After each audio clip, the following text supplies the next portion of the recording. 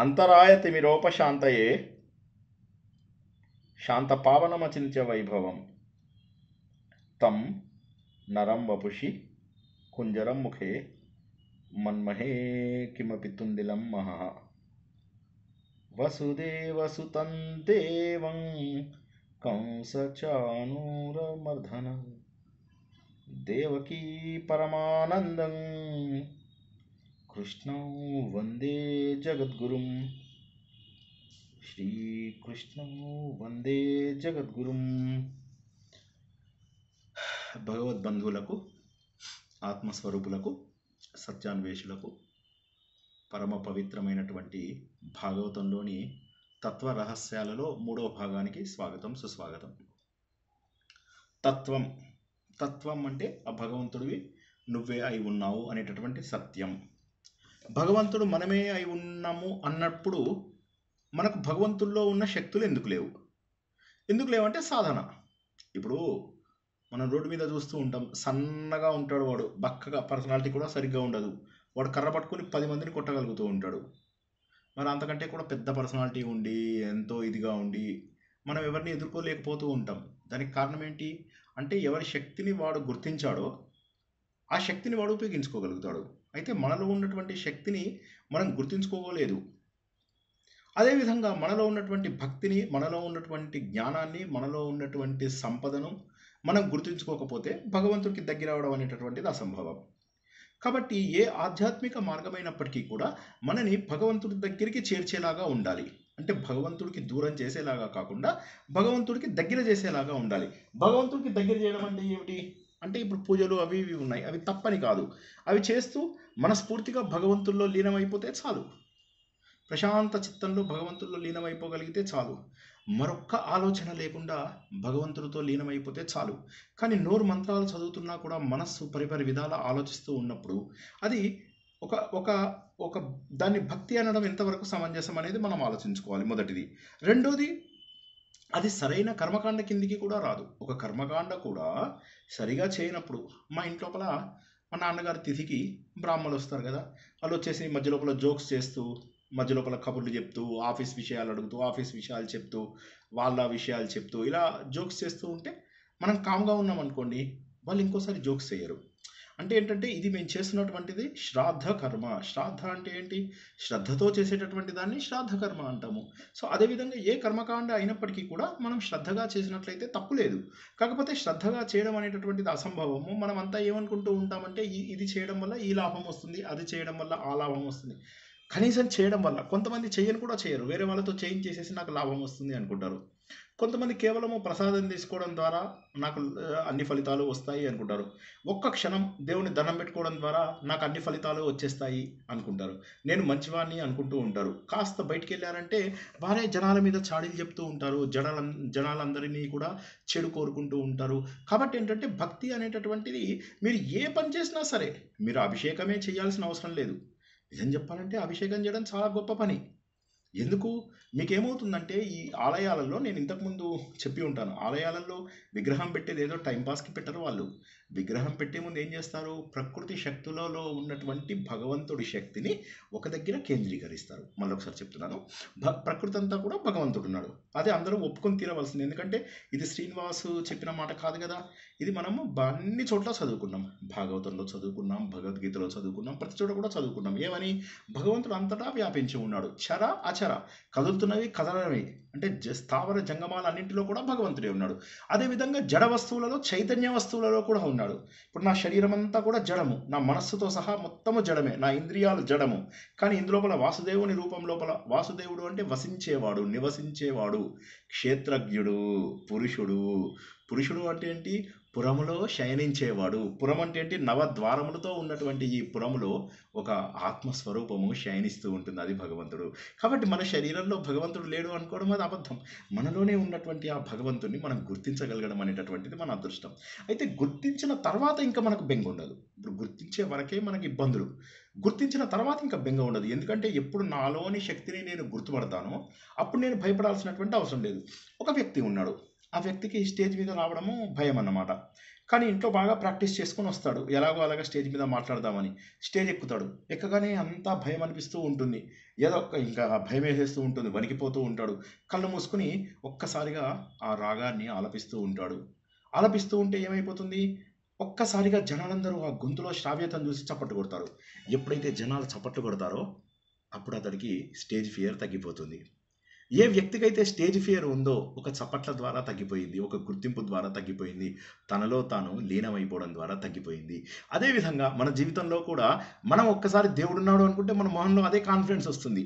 నేను ఎంతసేపు కూడా నేనేదో వీక్ పర్సన్ని, నాకు ఎవడో వచ్చి కాపాడాలి, నేను ఎంతసేపు ఇది నేను అంత అలా అనుకున్నంత వరకు, మనని మనం వీక్ అనుకున్నంత వరకు కూడా ఎవరూ కాపాడలేరు. ఒక వ్యక్తి తన ఇంట్లోపల పిల్లిని కూడా చూసి భయపడుతూ ఉంటాడు. అటువంటిది ఒక్కసారిగా అతని మీదకి ఒక సింహం దూకుతుంది, అతని మీదకి, అతని ఫ్యామిలీ మీదకి. సింహంతో ఎదిరిస్తాడు అతను, భార్య చాటుకో పిల్ల చాటుకో దాక్కొడతాడు. సింహంతో తను ఓడిపోతానని తెలిసినా కూడా సింహాన్ని ఎంతో కొంతసేపు ప్రతిఘటించడానికి ప్రయత్నం చేస్తాడు. అది ధైర్యం అంటే. అది ఎక్కడి నుంచి వచ్చింది? అది భగవంతుడిలోంచి వచ్చినటువంటి శక్తి. కాబట్టి మనం చేస్తున్నటువంటి తప్పు పని ఏంటి భాగవతం ప్రకారము అంటే, మనలో ఉన్నటువంటి భగవంతుడిని గుర్తించకపోవడమే మనం చేస్తున్నటువంటి తప్పు. మరి ఏం చేయాలి అంటే, మనం చేస్తున్నటువంటి సాధన ద్వారా మనలో ఉన్నటువంటి దైవత్వం ఆవిష్కరించాలి. ఇక్కడ దాకా అందరికి అర్థమైందా? ఏదైనా కొద్దిగా కష్టం అనిపించిందా? ఏమన్నా మధ్య మధ్యలో కొద్దిగా కష్టమైన పదాలు వాడైనా, వీలైనంత వరకు సులభమైన పదాలే వాడడానికి ప్రయత్నం చేశాను. ఎక్కడైనా కొద్దిగా కష్టమైన పదం వాడితే చెప్పండి.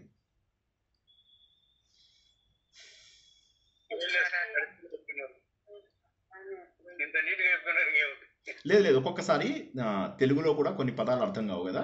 వీలైనంత వరకు కష్టమైన పదం వచ్చినప్పుడు ఇంగ్లీష్ వాడతాను. సో అయినప్పటికీ కూడా ఒక్కొక్కసారి బై మిస్టేక్ తెలుగు లోపలే నేను కష్టమైన పదం వాడితే, సరే ఈ పదం అర్థమేంటి సార్ అని చెప్పి అడగండి, ఏమీ మొహమాటం లేదు. ఎందుకంటే ఈ వారం రోజుల పాటు మనం ఎందుకు ఈ యజ్ఞాన్ని పెట్టుకున్నాము? ఎందుకోసం అంటే అసలు స్వరూపాన్ని తెలుసుకుంటే తప్ప, మనము సింహాలమని తెలుసుకుంటే తప్ప మనం మేకలుగా మిగిలిపోతాం. ఇప్పుడు మనం మేకలుగా ఉన్నాం, మనకి ఎవరో చెప్పారు నువ్వు మేకవి అని. ఓ నేను మేకని అని చెప్పేసి అనుకుంటున్నాం. అనుకొని మనం ఏంటి భయంగా వెళ్తున్నాం. కానీ మనం నిజంగా సింహాలం. కాబట్టి సింహంగా మనని మనం గుర్తించాలి అంటే, మనలో ఉన్న దైవత్వాన్ని గుర్తించాలి అంటే ఈ వారం రోజులలో గుర్తించాలి. అయితే భగవంతుడు అన్ని చోట్ల వ్యాపించి ఉన్నాడు. కానీ వ్యాపించి ఉన్నాడు అని తెలియనంత వరకు నీకు అక్కడ ఉన్నటువంటి దేవుడు కనిపించాడు. మనకు నిన్న వ్రజభూమిలో ఏమైంది? పరీక్షిత్తు తర్వాత వజ్రుడు వాళ్ళు అక్కడికి వెళ్ళేసరికి దేవుడు కనిపించాడు. మరి పరీక్షిత్తు మామూలు మనిషా?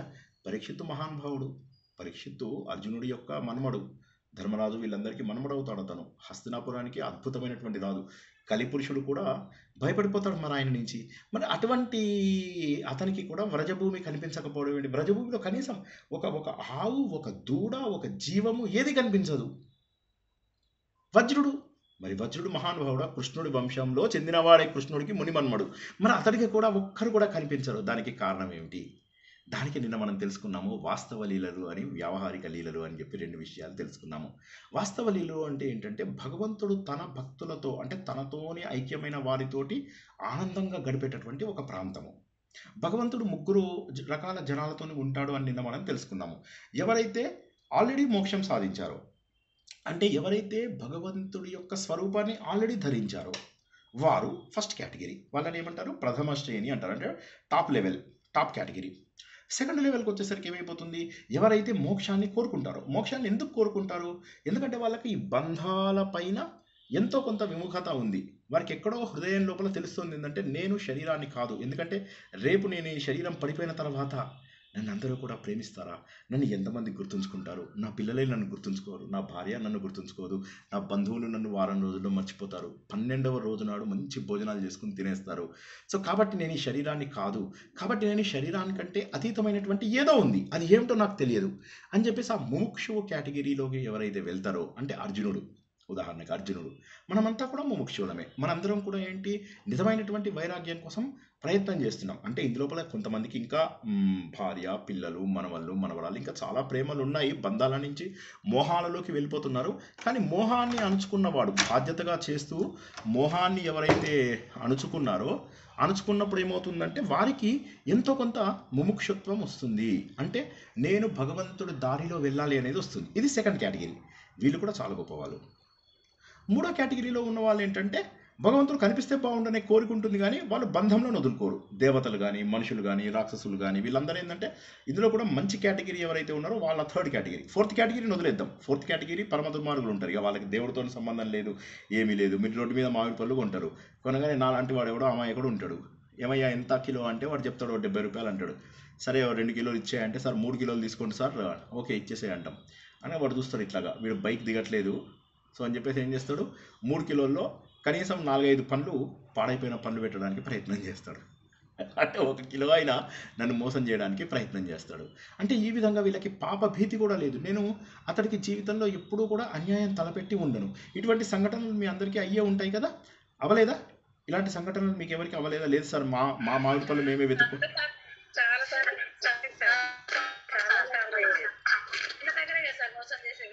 అమ్మయ్య అందరు మోసపోయారంటే ఎంత ఆనందంగా ఉంది తెలుసా నాకు. ఇవాళ నాకు ఇప్పటిదాకా ఏంటంటే బాధ, లేదు ఒకటే ఈ మధ్య అలవాటు అయిపోయింది ఏంటంటే ఏ జన్మలోనో వాళ్ళకి ఈ విధంగా మోసం చేస్తుంటా, ఈ జన్మలో కర్మ తీరుతుంది అనుకుంటా. నాకెందుకు సంతోషంగా ఉందంటే నేనే మోసపోయానని అనుకున్నా. నేను ఒక్కనే మోసపోయాను అనుకున్నా. మా ఇంట్లో కరెంట్ పోయింది అనుకో, నేను ఏం చేస్తాను, పక్క వాళ్ళ ఇంట్లో కరెంట్ పోయిందా చూస్తాను. వాళ్ళ ఇంట్లో కరెంట్ పోయింది అనగానే అమ్మయ్య వచ్చి కూర్చుంటారు.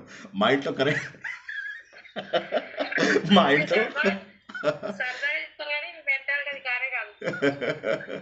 సో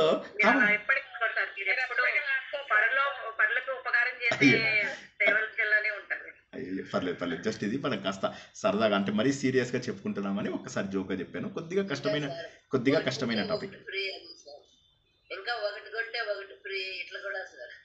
అన్ని చోట్ల కూడా మనం మోసపోతూ ఉంటాం. అది కరెక్ట్ సార్. కరెంట్ పోతాం ఇంకోళ్ళకి ఉందా లేదా చూస్తాం. అంటే వాళ్ళకి కూడా లేదంటే ఏదో ప్రాబ్లం ఉందిలే, అందరికీ ఉంది ప్రాబ్లం అని అనుకోవడానికి. అంటే మన చేతిలో ఫోన్ ఉన్నప్పుడు డైరెక్ట్గా ఫోన్కి వాళ్ళకి కాల్ చేయొచ్చు. ఎనీవే, సో అది పక్కన పెడదాం. సో ఇప్పుడు ఇక్కడ మనం గుర్తించాల్సినటువంటి విషయము ఏంటంటే, మనకు బేసికల్గా ఇక్కడ ఒక ఇంపార్టెంట్ పాయింట్ మనము గ్రహించాలి. ఏంటంటే ప్రపంచం అంతా కూడా పాపాలు చేద్దాము భయపడకుండా అనేటటువంటి పద్ధతిలో ఉన్నారు.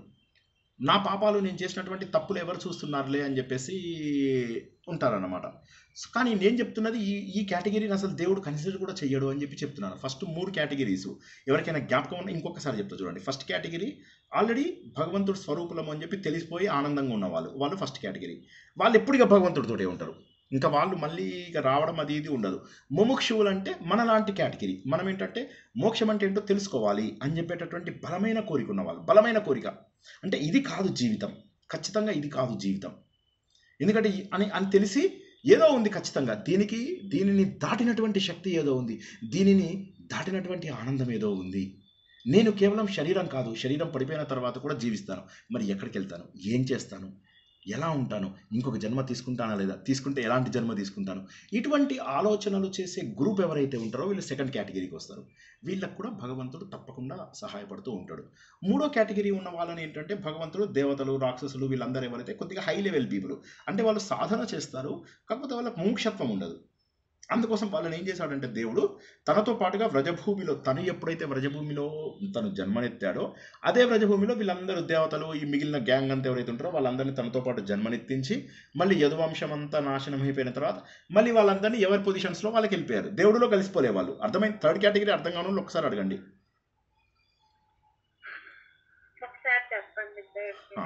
ఫస్ట్ కేటగిరీ అర్థమైందమ్మా నీకు? ఫస్ట్ది సెకండ్ది అర్థమైందా?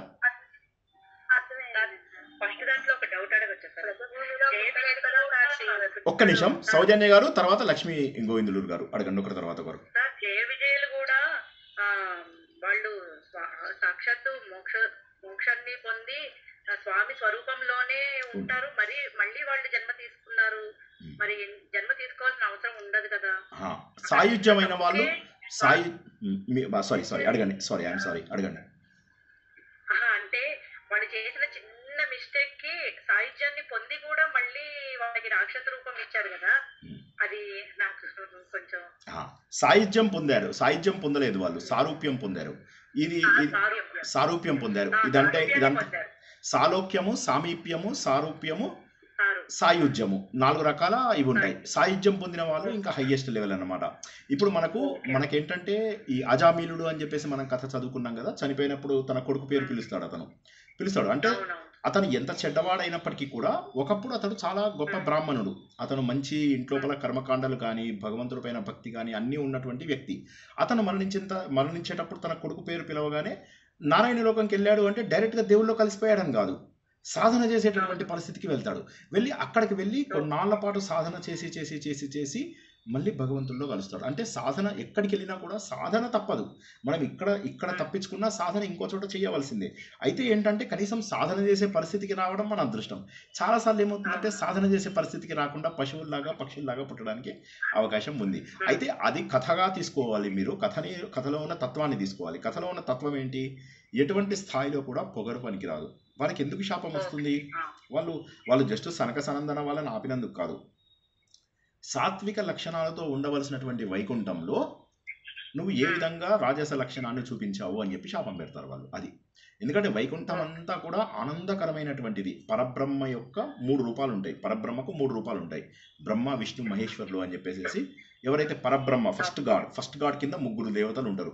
సాత్విక గుణాలతో ఉండేటటువంటి దాన్ని మనం వైష్ణవలోకం అని చెప్పేసి అంటాం. ఇవన్నీ కూడా ఏంటంటే మనకు అర్థం కావడానికి. నిజంగా అక్కడ విష్ణుమూర్తి పాల సముద్రంలో పడుకొని తర్వాత పాము మీద పడుకొని అలా ఖాళీగా రోజంతా ఖాళీగా ఉంటాడు, అలా ఉండదు అన్నమాట. జస్ట్ ఇది ఏంటంటే మనకు కథలో తత్వం అర్థం చేసుకోవడానికి ప్రయత్నం చేయండి. ఏమిటంటే ఎంతో గొప్ప వాళ్ళు కూడా సాత్విక లక్షణాలు వచ్చిన తర్వాత కూడా ఒక్కొక్కసారి రాజసం మనని బాధ పెడుతుందని తెలుసుకోవడానికి జయ విజయుల కథలు మనకు చెప్పడం అంటూ జరుగుతుందన్నమాట. దీన్నే మనము 14వ అధ్యాయంలో ఏం తెలుసుకున్నామంటే సాత్విక లక్షణం కూడా ఒక్కొక్కసారి డేంజరస్ అని చెప్పి తెలుసుకున్నాం. ఎవరైనా మీరే చెప్పండి, సాత్విక లక్షణం ఎందుకు డేంజరస్? మనం 14వ అధ్యాయంలో తెలుసుకున్నాం. ఇంకా 14వ అధ్యాయం కంప్లీట్ కాలేదు. ఎందుకో చెప్పండి, ఎవరైనా సరే చెప్పగలరా? ఆవిడ కాకపోయినా సాత్విక లక్షణం కూడా చెడ్డదే అని చెప్పి తెలుసుకున్నాం మనం 14వ అధ్యాయంలో.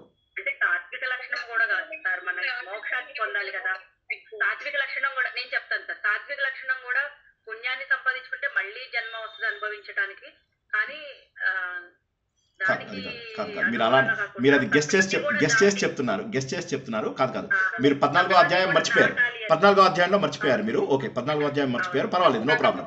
మణి మేడం చెప్పండి.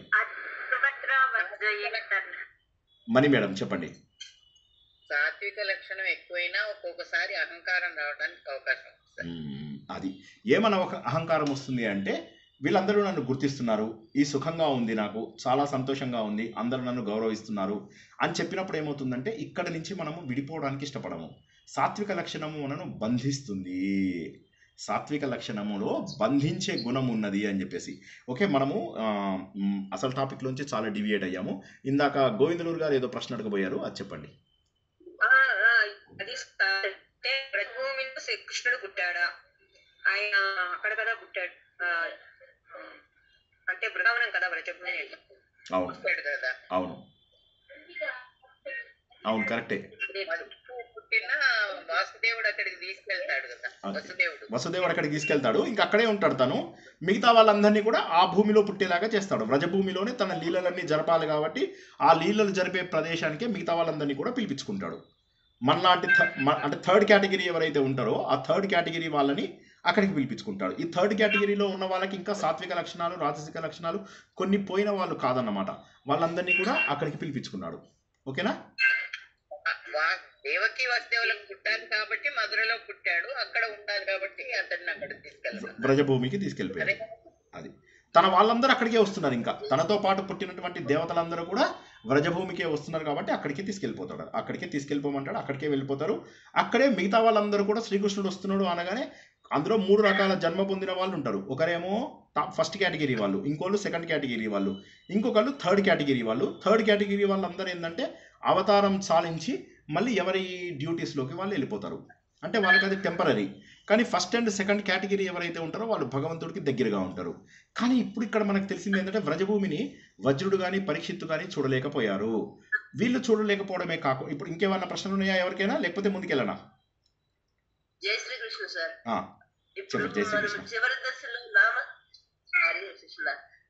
చివరి దశలో అంటే నామస్మరణ చేస్తూ జీవము వదిలినా కానీ మోక్షము రాదంటారు. అయితే అంటే నామస్మరణము అంటే ఒక నామము అనే దాన్ని మనకు ఒకటి అర్థం చేసుకోవాలి. నామము అంటే ఏంటి మీరు అనేది? నామము అంటే ఏంటి? ఇప్పుడు మనము నామరూపాలకు దేవుడు అతీతుడు, నామరూపాలకు దేవుడు అతీతుడు అన్న విషయాన్ని మనం తెలుసుకుంటున్నాం. మరి అన్ని ప్రవచనాలలో కూడా భగవంతుడు వీటన్నిటికీ అతీతుడు అని చెప్పి తెలుసుకుంటున్నాం. నామం అంటే ఏంటి? నామం అంటే ఏంటంటే భగవంతుడి యొక్క లక్షణంని నామం అంటారు కదా. విష్ణువు అన్నారు అనుకోండి, దాని మీనింగ్ ఏంటి అంటే అన్ని చోట్ల వ్యాపించిన వాడు అని చెప్పి. నామ జపం చేయమని అర్థం అంటే ఏంటంటే రామ్ రామ్ రామ్ రామ్ రామ్ రామ్ రామ్ రామ్ రామ్ రామ్ రామ్ రామ్ అని అంటే అది కాదు నామజపము. నామజపం అంటే ఆయనను తెలుసుకోండి, ఆయన తత్వము తెలుసు, ఆయన నిర్గుణ స్వరూపము కదా, ఆయన తెలుసుకో. ఏదో ఒకటి మామూలుగా ఇప్పుడు నారాయణ అంటే ఇట్లా తత్వము తెలుసుకొని ఆయన వైపు వెళ్ళాలి అనుకుంటే అప్పుడు మోక్షము రాదా? వస్తుంది. ఎందుకు రాదు? తప్పకుండా వస్తుంది. మోక్షం ఎందుకు రాదు? తప్పకుండా వస్తుంది. అయితే ఈ జన్మలో మోక్షం వస్తుందా అంటే మీకున్న బంధాలను బట్టి తెలుస్తుంది. ఇప్పుడు మనకి ఏంటంటే ఆయన రామకృష్ణ పరమహంస చెప్పిన కథ మనం ఇప్పటికి ఒక 100 సార్లు చెప్పుకున్నాం. ఏమని చెప్పుకున్నాము? నీళ్ళ లోపల ముంచినప్పుడు మనం తలకాయని బయటికి లేపడానికి ఎంతైతే ప్రయత్నిస్తామో అంత రేంజ్లో మనం దేవుడి కోసం ప్రయత్నిస్తే ఎక్కువ కష్టం లేదు. అందుకోసమే మనకేమంటాడు, వెతికితే ఒక్క క్షణంలో దేవుడు దొరుకుతాడు అని చెప్పేసి చెప్తారు. అవునా? కాబట్టి ఏంటంటే కేవలం ఉత్త నామజపము కాదు, భగవంతుడి యొక్క శక్తిని అర్థం చేసుకుని భగవంతుడు ప్రతి చోట ఉన్నాడని గుర్తించి ఆయన యొక్క లక్షణాలన్నింటినీ మనము మన లోపల పెట్టుకున్నప్పుడు భగవంతుడి రూపం అయిపోతాం. అదే ఈ వారం రోజులు తెలుసుకునేది మనం అదే. ఇప్పుడు మొన్న తెలుసుకున్నది అదే, నిన్న కూడా తెలుసుకున్నది అదే, ఇవాళ కూడా అదే తెలుసుకోబోతున్నాం. భగవంతుడు అంటే ఒక రూపము కాదు, సర్వత్రా వ్యాప్తి చెందినటువంటి ఒక లక్షణము. ఓకేనా? ఎవరికైనా ఇంకా ప్రశ్నలు ఉంటే తీసుకుంటాను, లేకపోతే ముందుకెళ్దాం. ఒక్క నిమిషం సార్. సార్ శుద్ధ సాత్వికము అంటే ఏమిటి? శుద్ధ సాత్వికము అనేది ఏదైతే ఉంటుందో ఆ సాత్వికంలో మీకు ఇక 1% కూడా మీకు వేరే గుణం ఉండదు. ఉదాహరణకు ఏమవుతుందంటే ఇప్పుడు దేవతలు ఉన్నారు. దేవతలు అంటే ఎవరు? సాత్విక లక్షణం. సాత్విక లక్షణం అంటే ఏంటి? దేవతల లోపల 90% సాత్వికం ఉంటుంది, 10% ఏమో రాజసము ప్లస్ తామసము ఉంటుంది. అదేవిధంగా రాజసము, రాక్షసులు ఉంటారు, వీళ్ళని రాజసంతో తయారు చేస్తారు. వాళ్ళలో కూడా 90% రాజసం ఉంటుంది, 10% లోపల కొంత సాత్వికము కొంత తామసము ఉంటుంది. పశువులు ఉంటాయి, పశువులని తామసంతో తయారు చేస్తారు. 100% తామసం ఉండదు వాటి లోపల. 90% వాటి లోపల తామసం ఉంటుంది, ఒక 10% రాజసము, తర్వాత సాత్వికము కూడా ఉంటుంది వాటి లోపల. కానీ ఎప్పుడైతే శుద్ధ సాత్వికము అంటారో ఇది తన్మాత్ర లాంటిది. తన్మాత్ర అంటే ఏంటి? దేనికి అదే. అదేవిధంగా సాత్వికము అంటే ఏంటి? దేనికి అదే. అంటే సాత్వికం అంటే ఇంకా పూర్తి భగవంతుడి యొక్క స్వరూపము, అంటే నిర్మల తత్వము. సాత్వికము అంటే ఏంటి? సత్య స్వరూపము, నిర్మల ప్రకాశ జ్ఞానవంతమైనటువంటి రూపము. అయితే మన లోపల వచ్చేసరికి ఏమవుతుందంటే మన జీవితం ఏదైతే కొనసాగాలో ఈ శరీరం తీసుకున్నందుకు కొన్ని యాక్టివిటీస్ మనం చేయాల్సి వస్తుంది. ఆ యాక్టివిటీస్ చేయడం కోసమని కొంత రాజసం అవసరము, నిద్ర కావాలి, కొంత తామసం కూడా అవసరము. కానీ శుద్ధ సాత్వికం అనేది భగవంతుడి యొక్క లక్షణం. ఎప్పుడైతే శుద్ధ సాత్వికానికి మనం చేరుకుంటామో అప్పుడు ఇంకా మనకి చేయవలసినటువంటి డ్యూటీస్ ఏమీ ఉండవు. ఆ చైతన్యంలో అలా కలిసిపోయి ఎప్పటికీ ఇంకా ఆనందమైనటువంటి స్థితిలో, నేను అనేటటువంటి స్థితి లోపల ఉంటే దాన్ని శుద్ధ సాత్వికము అంటారు. శుద్ధ సాత్వికము అనేటటువంటిది భగవంతుడి యొక్క లక్షణము. సాత్వికము అనేటటువంటిది ఏదైతే ఉంటుందో 90% సాత్వికము, 10% ఇంకా కొద్ది. అందుకే ఇప్పుడు మీరు దేవతలందరూ కూడా సాత్విక లక్షణాలతో తయారైన వాళ్ళే. కానీ 90% సాత్వికం ఉంటుంది, ఒక 10% వాళ్ళలో కూడా రాజసం ఉంటుంది అండ్ తామసం కూడా ఉంటుంది. అలాగే మనలో కూడా ఇప్పుడు మనలో అయితే అన్నీ ఉంటాయి. సో అందుకోసం మనం ఏమంటారు, సాత్వికాన్ని ఎంత వీలైతే అంత పెంచుకో. సాత్వికాన్ని వదిలేయాల్సిన అవసరం లేదు, అదే పడిపోతుంది. అది ఎలా పడిపోతుంది అంటే ఇంకా నీకు రాజసము తామసము అవసరం లేకుండా శుద్ధ సాత్వికమే కంప్లీట్గా. ఇప్పుడు ఈ చెయ్యిలా ఉంది, ఈ చెయ్యిలా ఉంది కదా, ఈ చెయ్యి లోపల రక్తము చీము ఈ రెండు ఏదైతే ఉన్నాయో తామసము రాజసము, పైన చెక్కు కడుతుంది, అది సాత్వికం. ఆ చెక్కును అలా వదిలేయండి, వదిలేస్తే చర్మంలో కలిసిపోతుంది. ఈ చర్మం అనేది ఏంటి? ఇదంతా కూడా భగవంతుడి యొక్క స్వరూపము. భగవంతుడి స్వరూపంలో మనం కలిసిపోతాం. అంతవరకు చెక్కు రూపంలో ఉన్నది, ఆ చెక్కును గుంజకూడదు. చెక్కును గుంజకుండా ఉంటే ఆ సాత్వికము శుద్ధ సాత్వికము అంటే భగవంతుడి స్వరూపంలో కలిసిపోతుంది. అర్థమైందా? ఇంకెవరికైనా ప్రశ్న ఉందా దీని మీద? ఎగ్జాంపుల్ గోల్డ్ అన్నట్టు కదా సార్. ఏంటమ్మా? ప్యూర్ గోల్డ్ 22 క్యారెట్ గోల్డ్ అన్నట్టు శుద్ధ సాత్వికము. అంతే. ఈ ఎగ్జాంపుల్కి ఏంటంటే ఇప్పుడు ఇది భగవంతుడు అనుకుందాం. ఉదాహరణకి చెయ్యి, ఈ చర్మం అనేటటువంటిది భగవంతుడు అనుకుందాం. చర్మం ఎలా ఉండాలి? ఇలా ఉండాలి. చర్మం ఎలా ఉండాలి? ఇలా ఉండాలి. ఇలా ఉండాల్సిన చర్మానికి గాయమైంది అనుకోండి, ముందు చీము వస్తుంది అంటే తామసం, తర్వాత రక్తం వస్తుంది, అది రాజసం. తర్వాత కొన్నాళ్ళకు ఈ రెండు కూడా పోగొట్టుకుంటాం మనం. పోగొట్టుకునేసరికి చెక్కు కడుతుంది. చెక్కు కట్టేసరికి సాత్వికం. సాత్వికం అంటే ఏంటి? తగ్గిపోయింది. నీ లోపల చెడు తగ్గిపోయింది. చెక్కు కట్టిందంటే ఏంది? క్యూర్ అయిపోయింది అని లెక్క. కానీ క్యూర్ అయిపోయింది కానీ చర్మం రూపంలోకి మారిందా? మారలేదు. కొద్దిసేపటికి అలా దాని చెక్కుని లాగకుండా ఉంటే అది చర్మం లోపల కలిసిపోతుంది. శుద్ధ సాత్వికము. సాత్వికము శుద్ధ సాత్వికము అంటే 100% సాత్వికము.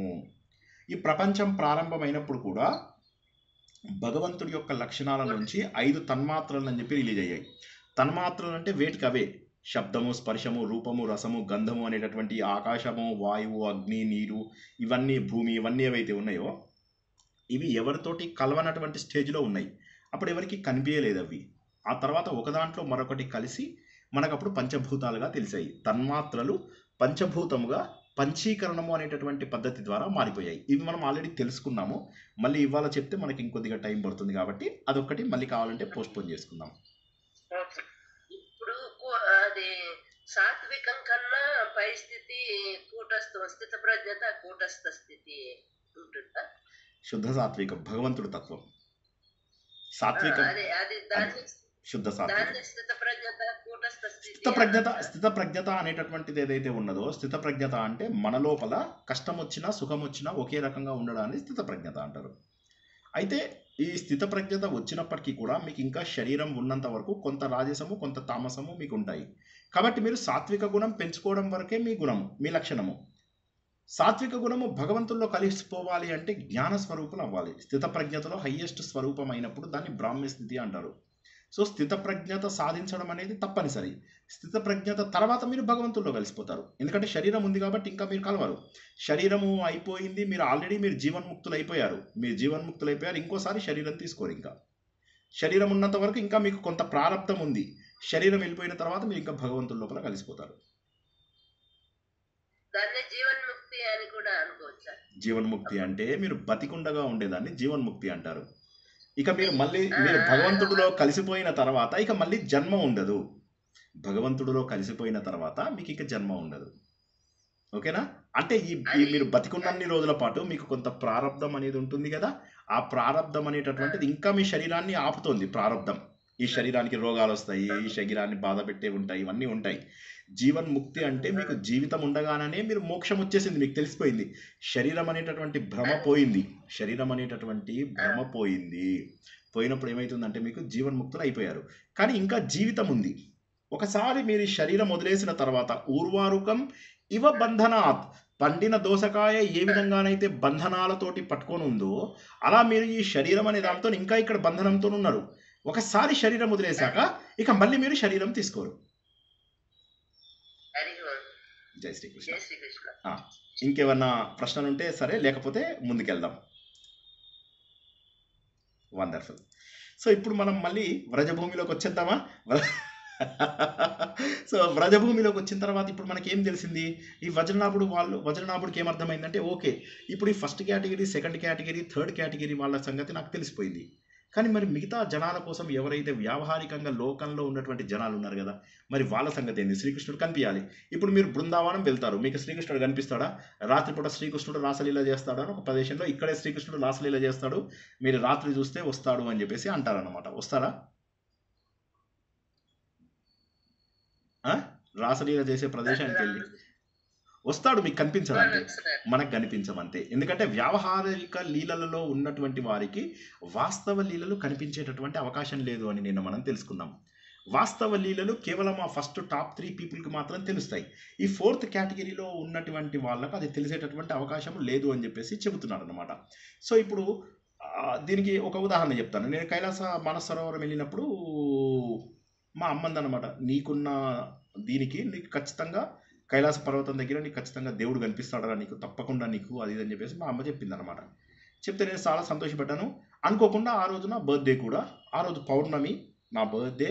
అండ్ సరిగ్గా కైలాసంలో ఫస్ట్ డే పరిక్రమ అయిపోయి ఆ పాదాల దగ్గరే ఉన్నాం. ఇంకా 2 రోజుల పరిక్రమ మిగిలింది. మిగలగానే అందరూ పడుకున్నారు టెంట్ లోపల. పడుకోగానే నేను మెల్లగా అతి కష్టం మీద ఆయాసపడుతూ -5 10 ఉంది ఆ రోజు డిగ్రీస్ టెంపరేచరు. శరీరానికి అన్ని కప్పుకుంటూ కింద టెంట్లోంచి లేచి, అది 2-way టెంట్ ఉంటుందన్నమాట. అతి కష్టం మీద బయటకు వచ్చి చూశాను. బయటకు వచ్చి చూసేసరికి తెల్లటి ఇది ఇది నేను ఆ ఫోటో చూపించాను అనుకుంటా కదా మీ అందరికీ. కైలాస పర్వతం నేను అప్పుడు చూసినది, అర్ధరాత్రి చూసినటువంటి అప్పుడు మా బ్యాచ్ లో అప్పుడు చెప్పారు చూపించాను. సో అయితే అలా చూసినప్పుడు ఆనందం అనిపించింది. ఇంకా నేను వెయిట్ చేస్తున్నాను, ఇంకా శివుడు వచ్చేసేసి ఇట్లా ఇలా చేయి చూపించేస్తాడు, సో లేదా ఏదో ఒక మిరాకిల్ జరుగుతుంది అన్నట్టుగా ఎదురు చూస్తున్నాను. చలేమో భయంకరమైనటువంటి చలి కదిలిపోతుంది. సో అప్పుడు ఏం చేయాలో తెలియదు. సరే అని చెప్పేసి అలా చుట్టుపక్కల చూస్తూ ఉన్నాను అనమాట. చూస్తుంటే అప్పుడు మైమరపు వచ్చేసింది. చూస్తే ఎక్కడ కొన్ని కిలోమీటర్ల పాటు కూడా ఎక్కడ చూసినా కూడా కొండలు, ఎక్కడ చూసినా కూడా విపరీతమైనటువంటి గాలులు, ఒక్క మనిషి కూడా లేడు, కానీ ప్రకృతి అంతా కూడా ఉంది. ఆలోచిస్తూ ఉండిపోయాను, ఎవరిది శక్తి? ఈ కొండలలో ఉన్నటువంటి శక్తి ఏది? ఈ వాయువులో ఉన్నటువంటి శక్తి ఏది? ఇంత అర్ధరాత్రి కూడా ఇంత వెలుతురులో మేస్తున్నటువంటి కైలాస పర్వతం యొక్క శక్తి ఏంటి? ఈ టెంట్కి ఆధారంగా ఏదైతే భూమిలో పాతామో ఆ ఆధారం ఎవరు? దూరంగా కొన్ని చెట్లు కనిపించాయి, ఆ చెట్లకు ఆధారం ఎవరు? వాటికి ఎవరు నీళ్లు పోస్తున్నారు? ఇటువంటి ప్రదేశంలో చెట్లు పెరగవు కదా, రాళ్ళు, నీరంతా కూడా గడ్డగట్టిపోయింది. -డిగ్రీలో కూడా ఇక్కడ జీవరాశులు ఎలా బతుకుతున్నాయి? మేమంటే ఇవన్నీ వేసుకున్నాం, కానీ ఈ జీవరాశులన్నీ ఎలా బతుకుతున్నాయి? గుర్రాల లాంటి వాటికి ఏమీ కప్పకుండా ఉంచాం కదా, ఎలా బతుకుతూ ఉన్నాయి? అలా ఆలోచిస్తూ ఉండిపోయాను అన్నమాట. ఉండిపోతే అప్పుడు అర్థమైంది, భగవంతుడు అనేవాడు రూపంతో కనిపించాడు, ప్రకృతి స్వరూపంలో కనిపిస్తాడు అనేటటువంటి ఆనందంలో కళ్ళు తెరిచి మళ్ళీ అప్పుడు నాకు కైలాస పర్వతం చూస్తే నిజంగా దేవుని చూసినట్టే అనిపించింది. అప్పుడు దండం పెట్టుకుని అనుకున్నాను, ఇప్పటికీ నేను పుట్టినందుకు ఒక జీవితంలో ఒక సంఘటన జరిగింది, మంచి సంఘటన అనుకుంటూ ఆనందంతో వెళ్ళి పడుకున్నాను అనమాట. సో ఈ విధంగా బ్రజభూమి లోపల కనిపించాడు దేవుడు. డైరెక్ట్గా కనిపిస్తాడా? కనిపించాడు. కాకపోతే ఆ శక్తులని నువ్వు గుర్తించడానికి ఏంటంటే కొన్ని ప్రదేశాలను పెడతాడు. ఇక్కడ ఈ సంఘటన జరిగింది, ఇక్కడ ఈ సంఘటన జరిగింది, ఇక్కడ ఈ సంఘటన జరిగింది అని చెప్పేసేసి చెప్తే, ఈయన వజ్రుడు ఎవరైతే చేశాడో శ్రీకృష్ణుడి యొక్క మునివన్ముడు రకరకాల ప్రాంతాలు ఇవన్నీ పెడతాడనమాట. పెట్టగానే ఇంక అసలు అప్పటి నుంచి అక్కడికి జనాలు కూడా మెల్లమెల్లగా వెళ్ళడం మొదలెడతారు. వాళ్ళందరూ కూడా అక్కడ భక్తి శ్రద్ధలతోటి ఎందుకంటే ఈయన పరీక్షిత్ మహారాజు కృష్ణ భక్తుడు. సో ఆయన కూడా చాలా సంతోషంతో ఉంటాడనమాట. ఎంతో ఆనందంగా ఉంది ఇక్కడ అని చెప్పేసి అనుకుంటూ ఉంటాడు. ఇలా అయిన సమయం లోపల ఈ నరకాసురుడి దగ్గర 16,000 మంది భార్యలు ఎవరైతే శ్రీకృష్ణుడు స్వీకరించాడో, నరకాసురుడి చెరలో ఉన్నటువంటి వారందరినీ 16,000 మందిని ఎవరైతే స్వీకరించాడో వారందరూ కూడా ఇప్పుడు వచ్చి వాళ్ళందరికీ శ్రీకృష్ణుడు కనిపించడం లేదు, ఎడబాటు తట్టుకోలేకపోతున్నారు. శ్రీకృష్ణుడు లేనందుకు ఎడబాటు తట్టుకోలేకపోతుంది. మరి ఎలాగా? శ్రీకృష్ణుడు ఎక్కడున్నాడు? శ్రీకృష్ణుడు అంటే ఎవరు? మాకు తెలియకుండా ఆయన ఇప్పుడు మా దగ్గర లేడు అని అనిపిస్తుంది, అందువల్ల మేము బాధగా ఉన్నాం అని బ్రజభూమికి వస్తే అక్కడ పారుతున్నటువంటి యమునా నది కనిపిస్తుంది. కనిపించగానే యమునా నది కూడా శ్రీకృష్ణుడి భార్య అని మీ అందరికీ తెలిసిందే కదా, కాళింది. ఈ కాళింది వివాహము అందరికీ తెలిసిందే కదా. ఒకసారి మనకు ఈ ఖాండవ దహనం కంటే ముందు, అంటే లాక్షాగృహం ఏదైతే ఉంటుందో ఆ సంఘటన అయిపోయిన తర్వాత మనం మహాభారతంలో తెలుసుకున్నాం కదా, వీళ్ళు ఖాండవ దహనం చేసే కొద్ది ముందు ఏమవుతుందంటే శ్రీకృష్ణుని అక్కడే ఉంచేస్తారు. వాళ్ళు ఉంచేసిన తర్వాత మేము ఎలాగో మాది రాజ్యము అభిషేకం ఇప్పుడిప్పుడే అయింది కదా, మాకు పట్టాభిషేకం ఇంద్రప్రస్థానికి కొన్ని రోజులు ఉండండి అంటారు. ఆ సమయం లోపల వీళ్ళు శ్రీకృష్ణుడు అర్జునుడు కలిసి అరణ్యానికి వెళ్తారు. ఒక రోజు వెళ్తే అక్కడ ఒక అందమైన అమ్మాయి అర్జునుడికి కనిపిస్తుంది. కనిపించగానే ఆమె దగ్గరికి వెళ్ళి, ఎవరు నువ్వు అంటే, ఇట్లా నేను సూర్యుడి యొక్క కుమార్తె, నా పేరు కాళింది, నన్ను యమున అని కూడా అంటారు, నేను విష్ణుమూర్తిని తప్ప ఇంకెవరిని పెళ్లి చేసుకోను అని చెప్పేసి అనుకున్నాను అని అంటుంది అనమాట. అనగానే అప్పుడు ఈయనకి అర్థమవుతుంది, ఏంటి ఎవరు ఈమె ఎవరు అంటే, ఆమె పవిత్రమైనటువంటి హృదయానికి, పవిత్రమైనటువంటి నిర్మలమైనటువంటి హృదయానికి ఆమె ప్రతీక అన్నటువంటి విషయం ఆయనకు అర్థమవుతుంది. అప్పుడు ఆయన ఆలోచిస్తాడనమాట. ఆలోచించి ఏ విధంగానైతే రుక్మిణీదేవి ప్రేమకు, స్వచ్ఛమైన ప్రేమకు, మామూలు ప్రేమ కాదు స్వచ్ఛమైన ప్రేమకు చిహ్నము, ఏ విధంగానైతే సత్యభామ సామాన్య మానవులకి శక్తికి ప్రతీక, దృఢ సంకల్పానికి ప్రతీక అని చెప్పేసి తెలుసు, ఏ విధంగానైతే జాంబవతి గిఫ్ట్ అంటే ప్రతిఫలానికి ప్రతీక, ఏ విధంగానైతే కాళింది, అదేవిధంగా కాళింది ఎవరైతే ఉన్నారో స్వచ్ఛతకు ప్రతీక, నిర్మలత్వానికి ప్రతీక అని చెప్పేసి అర్థమవుతుంది అన్నమాట. సరళత, సింప్లిసిటీ దీనికి ప్రతీక అని. అప్పుడు తీసుకెళ్ళి శ్రీకృష్ణుడికి చెప్తాడనమాట, ఇట్లా ఈమె నీకోసం ఎదురు చూస్తుంది, వాళ్ళ నాన్నగారి పర్మిషన్ తీసుకుంది అంటే, అప్పుడు శ్రీకృష్ణుడు ఆమెను పెళ్లి చేసుకుంటాడనమాట. ఆమె మాత్రం లైవ్గా కనిపిస్తూ ఉంటుంది 16,000 మందికి. ఈ 16,000 మంది బాధపడతారు. వెళ్ళి వీళ్ళందరూ కూడా ఏం చేస్తారంటే, యమునాదేవి ఎందుకు సంతోషంగా ఉంది కాళింది, ఆమె వెళ్ళి కనుక్కుందాం. శ్రీకృష్ణుడు మరి ఇక్కడ కనిపించాడు కదా, ఇప్పుడు మనకేమో బ్రజభూమినే కనిపించలేదు, ఇంకా అలాంటిది శ్రీకృష్ణుడు ఎక్కడ కనిపిస్తాడు? సో వాళ్ళందరూ కూడా ఆ ఎడబాటు తట్టుకోలేకుండా ఉన్నాము. కానీ కాళింది చూస్తేనేమో హ్యాపీగా ఉంది. నువ్వు ఎందుకు హ్యాపీగా ఉన్నావు, ఎలా హ్యాపీగా ఉన్నావు అనగానే అప్పుడు కాళింది చెప్తుందన్నమాట, ఎవరు మీరంతా ఎవరు అంటే, ఇట్లా మేము ఆయన భార్యలము అంటే, మీలాగనే భార్యలం కదా, మీరు ఆనందంగా ఉన్నారు, మేము ఆనందంగా ఉండలేకపోయాం, దానికి కారణం ఏమంటారు అంటే అప్పుడు ఆమె చెప్తుందన్నమాట, ఆయనని ఆత్మారాముడు అంటారు. ఈ విషయం మనం నిన్న తెలుసుకున్నాం. ఆత్మారాముడు, ఆత్మారాముడు అంటే తనలో తానే రమించగలిగేటటువంటి వాడు. ఆ ఆత్మ ఎవరో తెలుసా? ఆమె రాధాదేవి. అద్భుతమైనటువంటి ప్రేమకు చిహ్నము. ఆయన చంద్రుడు అయితే ఆ చంద్రుడిలోంచి వచ్చినటువంటి వెన్నెల. చంద్రుడికి తగ్గడము పెరగడము ఉంది, కానీ శ్రీకృష్ణుడు ఎప్పుడు కూడా వెలుగుతూనే ఆనందంగా ఉంటాడు. అటువంటి శ్రీకృష్ణుడి యొక్క వెన్నెల రూపం అనేది ఏదైతే ఉన్నదో అది రాధాదేవి. ఆ రాధాదేవి అనేది ఎవరనుకుంటున్నారు? ఆహ్లాదకరమైనటువంటి రూపము. ఆ రాధాదేవి ఎవరనుకుంటున్నారు? భగవంతుడికి కూడా ఆనందాన్ని కలిగించే, భక్తుడికి కూడా భగవంతుడి యొక్క సాంగత్యాన్ని కలిగించేటటువంటి ఆనందము, భక్తికి చిహ్నము. ఆయనని భగవంతుడితో వేరు చేయలేము, ఎందుకంటే భగవంతుడిలో సృష్టి స్థితి శక్తి ఉంది, దాన్ని సంధిని శక్తి అంటారు. సంవిత శక్తి అని ఒకటి ఉంది, అది జ్ఞానం. అదేవిధంగా ఆహ్లాదిని శక్తి అని ఉంది, అంటే ఆనందం.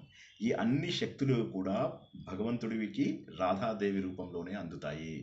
రాధాదేవి అనేది ఎవరైతే ఉన్నారో ఆవిడ నిర్మలమైనటువంటి కోరిక లేని, అంటే నిష్కామమైనటువంటి అనన్య భక్తి, శ్రీకృష్ణుడు తప్ప వేరే లేనటువంటి భక్తికి ప్రతిరూపంగా చెప్తారు. ఆమె ఒక అమ్మాయి కాదు. రాధ అనేది ఎవరు అనుకుంటున్నారు? శ్రీకృష్ణుడి భార్యలందరూ ఉన్నారు కదా, వాళ్ళందరూ కూడా రాధారూపమే. ఆమె ప్రేమ లోపల ఏదో నేను పొందాలి, ఇంట్లో సాధించాలి, నువ్వు ఇది కొనియలేదు అది కొనియలేదు అని మూతి ముడిచి మా ఇలాగా, సో అట్లాగా, సో ఇది కొనియలేదు అది కొనియలేదు, అట్లా చేయలేదు ఇట్లా చేయలేదు అని చెప్పేసి అడగకుండా, సో ఆమెకి ఏ రకమైనటువంటి కోరిక లేదు, కేవలము భగవంతుడిలోని తను భాగం అని చెప్పి చెప్పడం మాత్రమే, శ్రీకృష్ణుడి ఆనందం మాత్రమే ఆవిడ జీవితంలో ముఖ్యమైనటువంటిది. కాబట్టి రాధ అనేటటువంటిది ఏదైతే ఉన్నదో అది తత్వము. రాధ అనేటటువంటి తత్వము అది రహస్యమైనటువంటిది. ఇది కేవలము ఆధ్యాత్మికమైనటువంటి మాత్రమే. ఇది పురాణాలలో ఎన్నో రకాలుగా చెప్తారు, కానీ అది జీవాత్మ పరమాత్మల యొక్క కలయిక. అంటే ఒక భగవంతుడితో ఒక భక్తుడు ఐక్యమైపోయేటటువంటి స్థితిని రాధ స్థితి అని చెప్పేసి అంటారు. అది ఆ గాఢమైనటువంటి భక్తి బంధం ఏదైతే ఉందో దానిని చెప్తుంది. శ్రీకృష్ణుడి యొక్క లీలలు ఇవన్నీ కూడా ఏవైతే నువ్వు విన్నావో, రాధాదేవి ద్వారా విన్నావో, రాధ అనేటటువంటిది అక్కడ శ్రీకృష్ణుడు కనుక పురుషుడు అయితే ఆమె స్త్రీ తత్వానికి ప్రతీక, అంతే. ఆమె ప్రేమ లోపల ఎటువంటి స్వార్థము లేదు. భగవంతుడి లీలలు అదే విధంగా ఉంటాయి. భగవంతుడు ఏ విధంగా భక్తుడు నీ తన లోపల తీసుకుంటాడో వెన్నెల అలా భగవంతుడి లోపల కలిసిపోతుంది. భగవంతుడిలోంచే వచ్చినటువంటి వెన్నెల. ఈ గొప్ప విషయం మనకు. రాధాకృష్ణ అంటే రెండు తత్వాలు కాదు. రాధ అన్న ఒకటే, కృష్ణుడు అన్న ఒకటే. ఇద్దరు వేరు అనుకోకు. ఒక దీపం పెడితే ఆ దీపంలోంచి వచ్చినటువంటి ప్రకాశం కూడా ఒకటే, అదే శ్రీకృష్ణుడు. వీరందరూ కూడా పరాశక్తి స్వరూపాలు. పరమాత్మ పరాశక్తి. ఆయన పరమాత్మ అయితే ఆవిడ పరాశక్తి. మనము లలిత సహస్రనామంలో శివశక్తి ఐక రూపం అంటాము. శివుడు శక్తి వేరు కాదు, వీరు దివ్య దంపతులు. ఈ బ్రహ్మాండ సృష్టికి భగవంతుడి యొక్క అపారమైనటువంటి ప్రేమనే కారణము. అది నిజమైనటువంటిది. కాబట్టి ఈ 16,000 మీరందరూ ఎవరైతే వచ్చారో మీరందరూ కూడా రాధాస్వరూపులే. ఆ 8 మంది రాధాస్వరూపులు. మేము ఆయనని పెళ్లి చేసుకున్న మేము 8 మంది రాధాస్వరూపులమే. కానీ మీలో ఉన్నటువంటిది కూడా రాధాస్వరూపమే. కాకపోతే డిఫరెన్స్ ఏంటో తెలుసా? మీ లోపల రాధాతత్వం అనేటటువంటిది ఉన్నది అనేటటువంటి విషయం తెలియదు. కాబట్టి మీరు భగవంతుడికి ఆ భక్తితోటి, అదొక సేవాభావంతో ఆ రాధ మీకు చందమామ అందదు, కానీ వెన్నెల అందదా? ఒక్కసారి ఆలోచించండి. అందరం మనమంతా కూడా ఆలోచించాలి. చందమామ అందదు కరెక్టే, కానీ వెన్నెల అందుతుంది కదా. ఆ వెన్నెలను పట్టుకో. అంటే భక్తి తత్వము, సేవాతత్వం, భగవంతుడితోని మనకేదైతే శ్రవణం, మననం, కీర్తనం, స్మరణం, పాదసేవనం, అర్చనం, వందనం, దాస్యం, సఖ్యం, ఈ ఆత్మనివేదనం, ఇలాంటి లక్షణాలు ఏవైతే మనకు రకరకాలు చెప్పారో ఇవన్నీ కూడా వెన్నెలని మనం పట్టుకొని భగవంతుడి వైపుకు చేరుకునేది. నేను ఆ విధంగా ఈ రాధాదేవి అనేటటువంటి వెన్నెలకు దాసిలాగా ఉన్నా నేను. కాబట్టి భగవంతుడి యొక్క అంశతోటి విస్తరించిన వాళ్ళే ఆ 8 మంది, మేము 8 మందివి, మీరు కూడా. ఇంకా వియోగం ఎక్కడిది? భగవంతుడు మనకు దూరం ఉంటే వియోగము, కానీ భగవంతుడు మనకు ఎప్పటికీ ఉండేవాడే కదా. భగవంతుడు మనకి ఎప్పుడు వేరుగా ఉన్నటువంటి వాడు కాదు. ఇదే ప్రాబ్లం ఒకసారి ఆమె చెప్తోంది అన్నమాట, కాళింది చెప్తోంది. ఇదే ప్రాబ్లం ఒకసారి మనకు భ్రమరగీతల సమయంలో కూడా వచ్చింది. ఆ భ్రమరగీత సమయంలో ఏమైంది? వీరందరూ కూడా, స్త్రీలంతా కూడా ఉద్ధవుడిని చూసి శ్రీకృష్ణుడు అంటారు. ఎందుకంటే ఉద్ధవుడు యాజ్ ఇట్ ఈజ్ శ్రీకృష్ణుడు లాగానే ఉంటాడు. అరే ఎవరో నల్ల ఆయన వచ్చాడు అనగానే వీళ్ళందరూ శ్రీకృష్ణుడే వచ్చాడు అనుకుంటారు. ఆయన దగ్గరికి వెళ్తారు.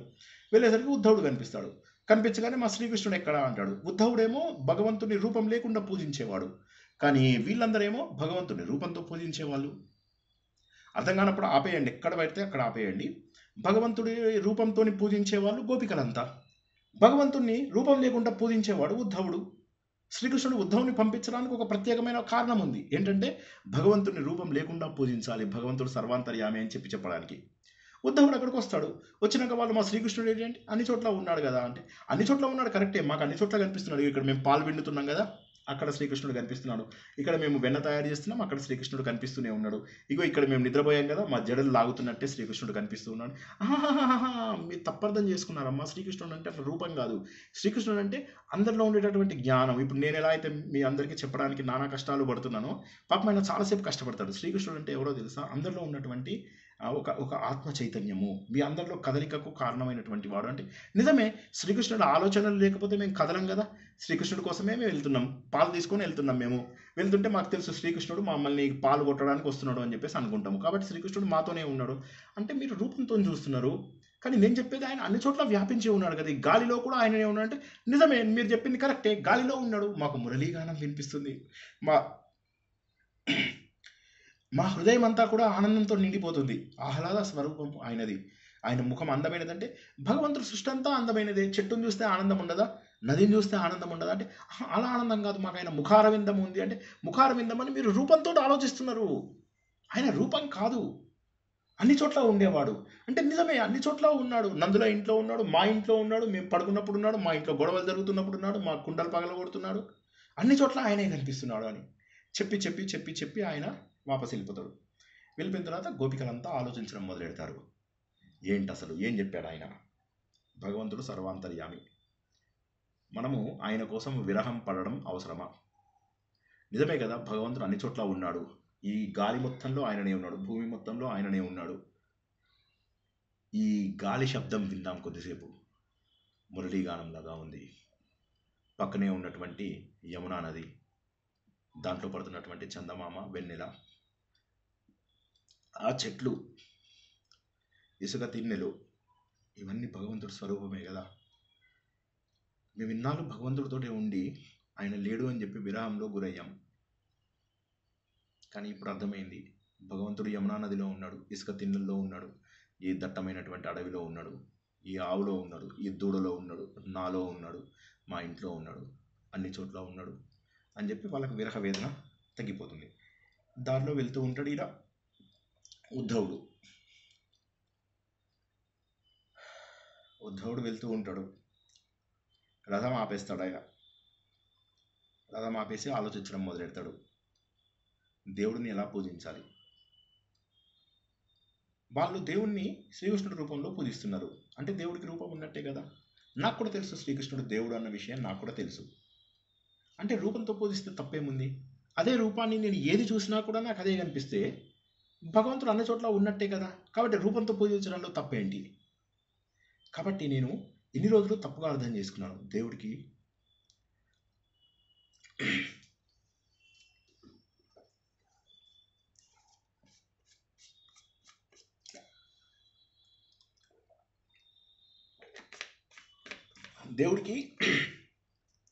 రూపము లేదు అనుకున్నాను, కానీ దేవుడికి రూపం ఉంది. అన్ని చోట్ల కూడా నేను దేవుణ్ణి ఊహించుకోగలిగితే, చూసిన ప్రతి వస్తువులో నేను నాకు తెలిసిన ఒకే ఒక పరబ్రహ్మని కనుక ఊహించుకోగలిగితే దాన్ని అనన్య భక్తి అంటారేమో. బహుశా గోపికలలో అదే కదా ఉన్నది.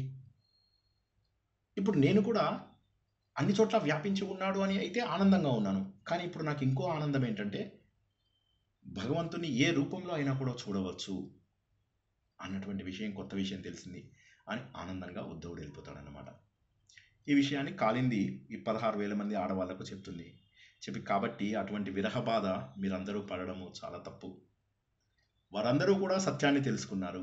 అదేవిధంగా మీరందరూ కూడా సత్యాన్ని తెలుసుకోండి. ఉద్ధవుడు ఎవరు అనుకుంటారు? శ్రీకృష్ణుడి యొక్క రూపమే. శ్రీకృష్ణుడి యొక్క విగ్రహాన్ని ఆయన గురువాయూరులో పెట్టడానికి ఇచ్చాడు. ఎందుకంటే తనను ఆ రూపంలో కూడా పూజించవచ్చు అని చెప్పి చెప్పడానికి. కాబట్టి మీరు విరహ వేదన తగ్గించుకోండి. ఆయనని రూపంలో పూజించడమే కాకుండా అన్ని చోట్ల భగవంతుని చూసేటటువంటి శక్తిని తెచ్చుకోండి. ప్రపంచమంతా కూడా రాధాదేవి యొక్క శక్తి స్వరూపము. ఆ రాధాదేవి యొక్క శక్తి స్వరూపం లోపల మనము రాధాదేవులమై మారిపోదాము. భాగవతంలో కూడా రాధాదేవి గురించి ఎక్కడా చెప్పలేదు. ఎందుకని? రాధాదేవి అనేటటువంటిది ఒక తత్వం కాబట్టి. కానీ ఒకే ఒక్క చోట వీళ్ళు రాసలీల లోపల ఏమంటారు, ఒకసారి సడన్గా అందరూ ఆనందంగా ఉంటారు. వాళ్ళందరినీ అడుగుతాడు ఆయన, శ్రీకృష్ణ భగవానుడు అడుగుతాడు, నా మురళీగానం విని మీరందరూ వచ్చారు, చాలా సంతోషంగా ఉంది. కానీ ఇంట్లో పిల్లల్ని వదిలేసి రావడం ఎంతవరకు కరెక్టు? భర్తల్ని వదిలేసి రావడం ఎంతవరకు కరెక్టు? బాధ్యతలు వదిలేసి రావడం తప్ప కరెక్టా? వాళ్ళందరూ అంటారు, నిన్నే నమ్ముకుని వచ్చాం, నువ్వు తప్ప మాకు వేరేది లేదు. కొన్ని కోట్ల జన్మలుగా మేము ఎదురు చూస్తున్నటువంటిది, చేస్తున్నటువంటి అన్వేషణ నీకోసమే కదా, మాకు ఇంకా వేరేదేమీ అవసరం లేదు జీవితంలో. అలాంటిది నీ దగ్గరికి వస్తే నువ్వు మళ్ళీ మమ్మల్ని వెనక్కి పొమ్మంటావా? వెనక్కిపోయే ప్రసక్తి ఉందా మాకు? ఎవరు భార్య, ఎవరు భర్త, ఎవరు పిల్లలు? ప్రపంచం అంతటికీ కూడా ఒకడే భర్త. అటువంటిది నిన్ను మాత్రమే నమ్ముకొని మేము వచ్చాము అని వాళ్ళు చాలాసేపు ఈయన పెట్టినటువంటి పరీక్షలన్నిటికీ కూడా గోపికలందరూ కూడా ఆనందంగా ఉంటారు. అప్పుడు భగవంతుడు రాసలీల జరుపుతున్న సమయంలో వారికి ఒకానొక క్షణం లోపల గర్వం రావడం జరుగుతుంది. అమ్మయ్య, భగవంతుడు మాకు దొరికాడని. రాగానే ఆయన మాయమైపోతాడు. వీళ్ళందరికీ ఆశ్చర్యం ఇస్తుంది, భగవంతుడు ఎక్కడికి వెళ్ళిపోయాడు, భగవంతుడు ఎక్కడికి వెళ్ళాడు. చీకట్లో వెతుకుతూ ఉంటారు, ఆ వెన్నెలలో వెతుకుతూ ఉంటారు. ఎవరో మ్యూట్లో పెట్టుకోలేదు ఈ క్షణంలో, ఎవరో ఒకరు మ్యూట్లో పెట్టుకోలేదండి, ప్లీజ్ మ్యూట్లో పెట్టుకోండి, రిక్వెస్ట్. ఎవరు? భగవంతుడు అలాగా కనిపిస్తున్నాడు మాకు ఎక్కడ అని వెన్నెల్లో వెతుకుతూ ఉంటారు. కొంతమంది వాళ్ళని వాళ్ళే కృష్ణుడిగా భావిస్తూ ఉంటారు. కొందరు వాళ్ళు శ్రీకృష్ణుడు చేసినటువంటి లీలలన్నీ చూసి సంతోషపడుతూ ఉంటారు, నవ్వుకుంటూ ఉంటారు. ఇంతలోకే వాళ్ళకి ఒక అడుగులు ఇవి కనిపిస్తాయి. ఒక శ్రీకృష్ణుడు అడుగులు, ఒక ఆడపిల్ల అడుగులు కనిపిస్తూ ఉంటాయి. ఆ అడుగులని ఫాలో అవుతూ వెళ్తూ ఉంటారు. ఎవరీమే? అప్పుడు వీళ్ళ లోపల అసూయ కూడా ప్రారంభమవుతుంది. ప్రారంభమైన తర్వాత అప్పుడు వాళ్ళు ఆమెతోటి వెళ్తూ ఉంటారు. వెళ్తూ ఉంటే ఒకచోట ఏమవుతుంది, శ్రీకృష్ణుడు పాదాలతోటి నేలను గట్టిగా తొక్కినట్టు అనిపిస్తుంది. చూస్తే అప్పుడు పైన ఒక చెట్టు ఉంటుంది. అయితే బహుశా శ్రీకృష్ణుడు ఆమెను ఎత్తుకుని ఆమె పువ్వులు దింపుకుంటుంది అక్కడి నుంచి అని చెప్పేసి వాళ్ళకి అర్థమవుతుంది. అర్థమైన తర్వాత ఇంకా కాస్త అసూయ అనిపిస్తుంది. వెతుక్కుంటూ వెళ్తారనమాట. వెళ్తే ఆమె ఎవరు అంటే బహుశా ఆమె మనందరికంటే కూడా ఎక్కువ ప్రేమించింది. ఈ గోపిక ఎవరైతే ఉందో భగవంతుడిని అత్యంత ప్రేమతోని ఆరాధనతోటి ఆరాధించింది. ఏకాగ్రత ఆమెకి ఎక్కువ ఉంది. అందువల్ల గోవిందుడు మనందరినీ కూడా వదిలేసి ఆమెతోటి వెళ్ళాడు.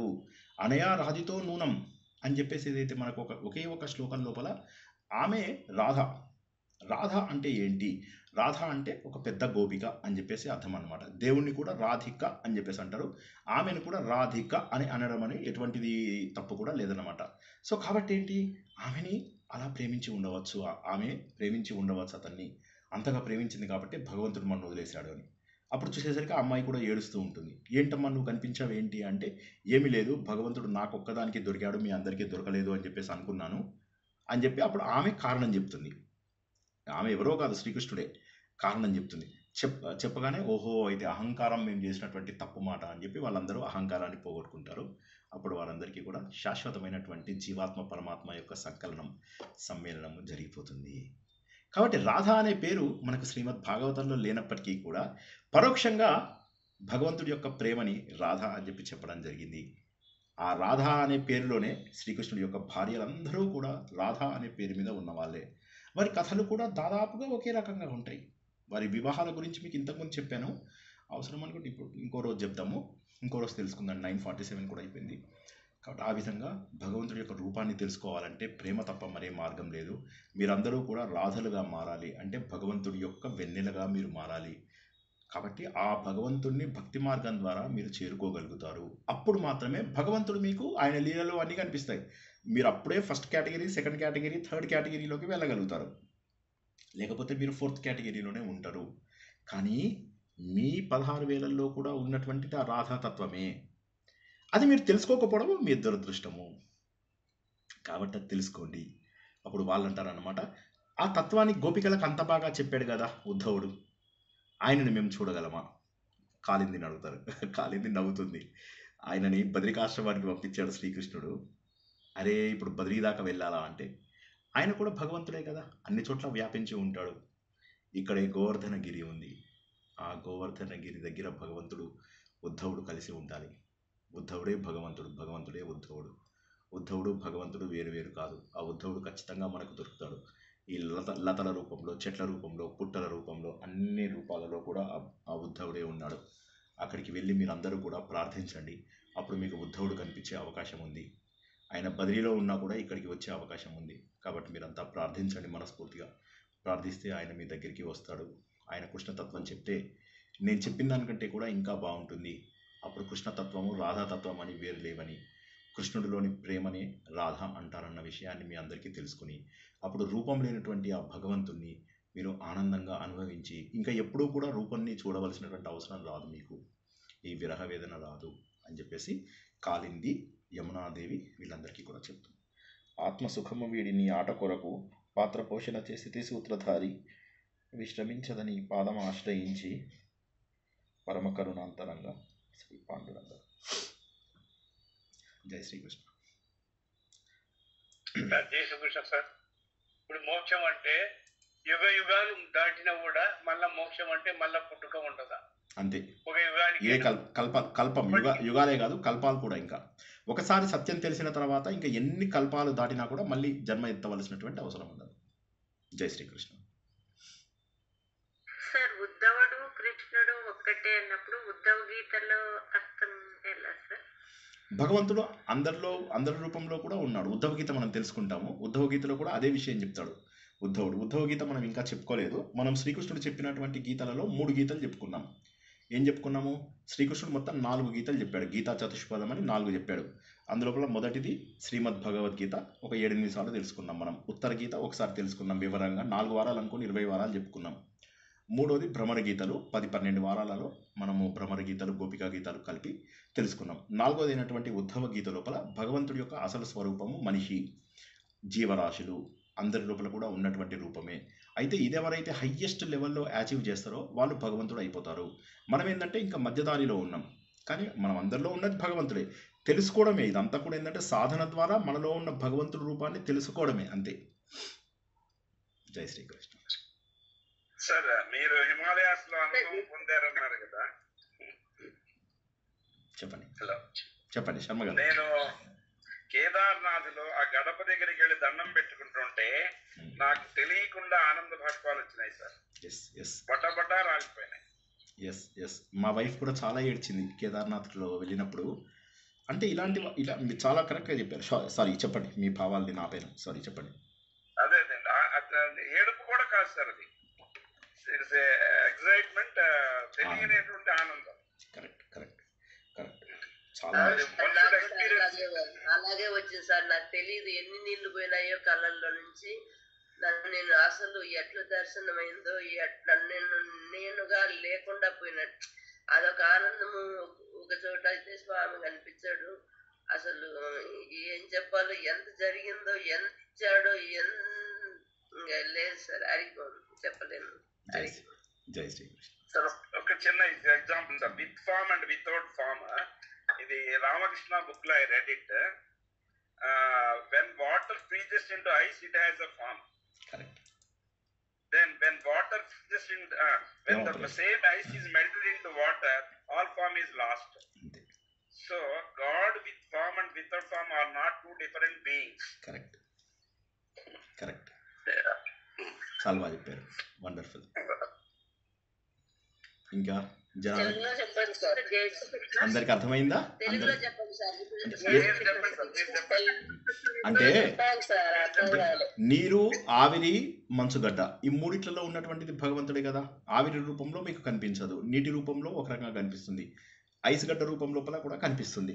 అదేవిధంగా భగవంతుడు అనేటటువంటి వాడు మీకు రూపం లేకుండా ఉన్నాడు అంటే ఆవిరి రూపంలో ఉన్నాడు. రూపం ఉన్నది అంటే నీరు కానీ ఐస్ గడ్డ రూపం లోపల కానీ ఉన్నాడు. అంటే రూపంలో ఉన్నది భగవంతుడే, రూపంలో లేనటువంటిది కూడా భగవంతుడే అన్నటువంటి దానికి ఒక చిన్న ఉదాహరణగా చెప్పాడు. అదేవిధంగా మీరు సాధన, ఇప్పుడు మనం పాలున్నాయి, పాలని చక్కగా మనం చేస్తే పెరుగు అవుతాయి, పెరుగుని మళ్ళీ మనం చక్కగా సాధన చేస్తే వెన్న తర్వాత నెయ్యి, ఇలా మనకు ఒక్కొక్కటి సాధన చేయగా మథనము అంటారు. ఈ మథనము అనే దానికి హిందూ ధర్మంలో గొప్ప ఇది ఉంది. ఇప్పుడు మీరు ఇది ఉంటుంది కదా పెట్రోలియం కూడా అంతే. దాన్ని మథనం చేస్తూ ఉంటే ఒక్కొక్క టెంపరేచర్ దగ్గర ఒక్కొక్క ప్రోడక్ట్ బయటకు వస్తూ ఉంటుంది. నాఫ్తలిన్ వస్తుంది, కిరోసిన్ వస్తుంది, డీజిల్ వస్తుంది, పెట్రోల్ వస్తుంది, తర్వాత ఇలా మీకు రకరకాల వస్తువులు ఒక్కొక్క టెంపరేచర్ దగ్గర ఒక్కొక్కటి వస్తూ ఉంటాయి. మథనం చేసిన కొద్దీ ముందు ఉన్నటువంటి స్థాయి కంటే ఇంకొద్దిగా స్థాయికి పెరుగుతాం, అక్కడి నుంచి ఇంకొక స్థాయికి పెరుగుతాం, అక్కడి నుంచి ఇంకొక స్థాయికి పెరుగుతాం.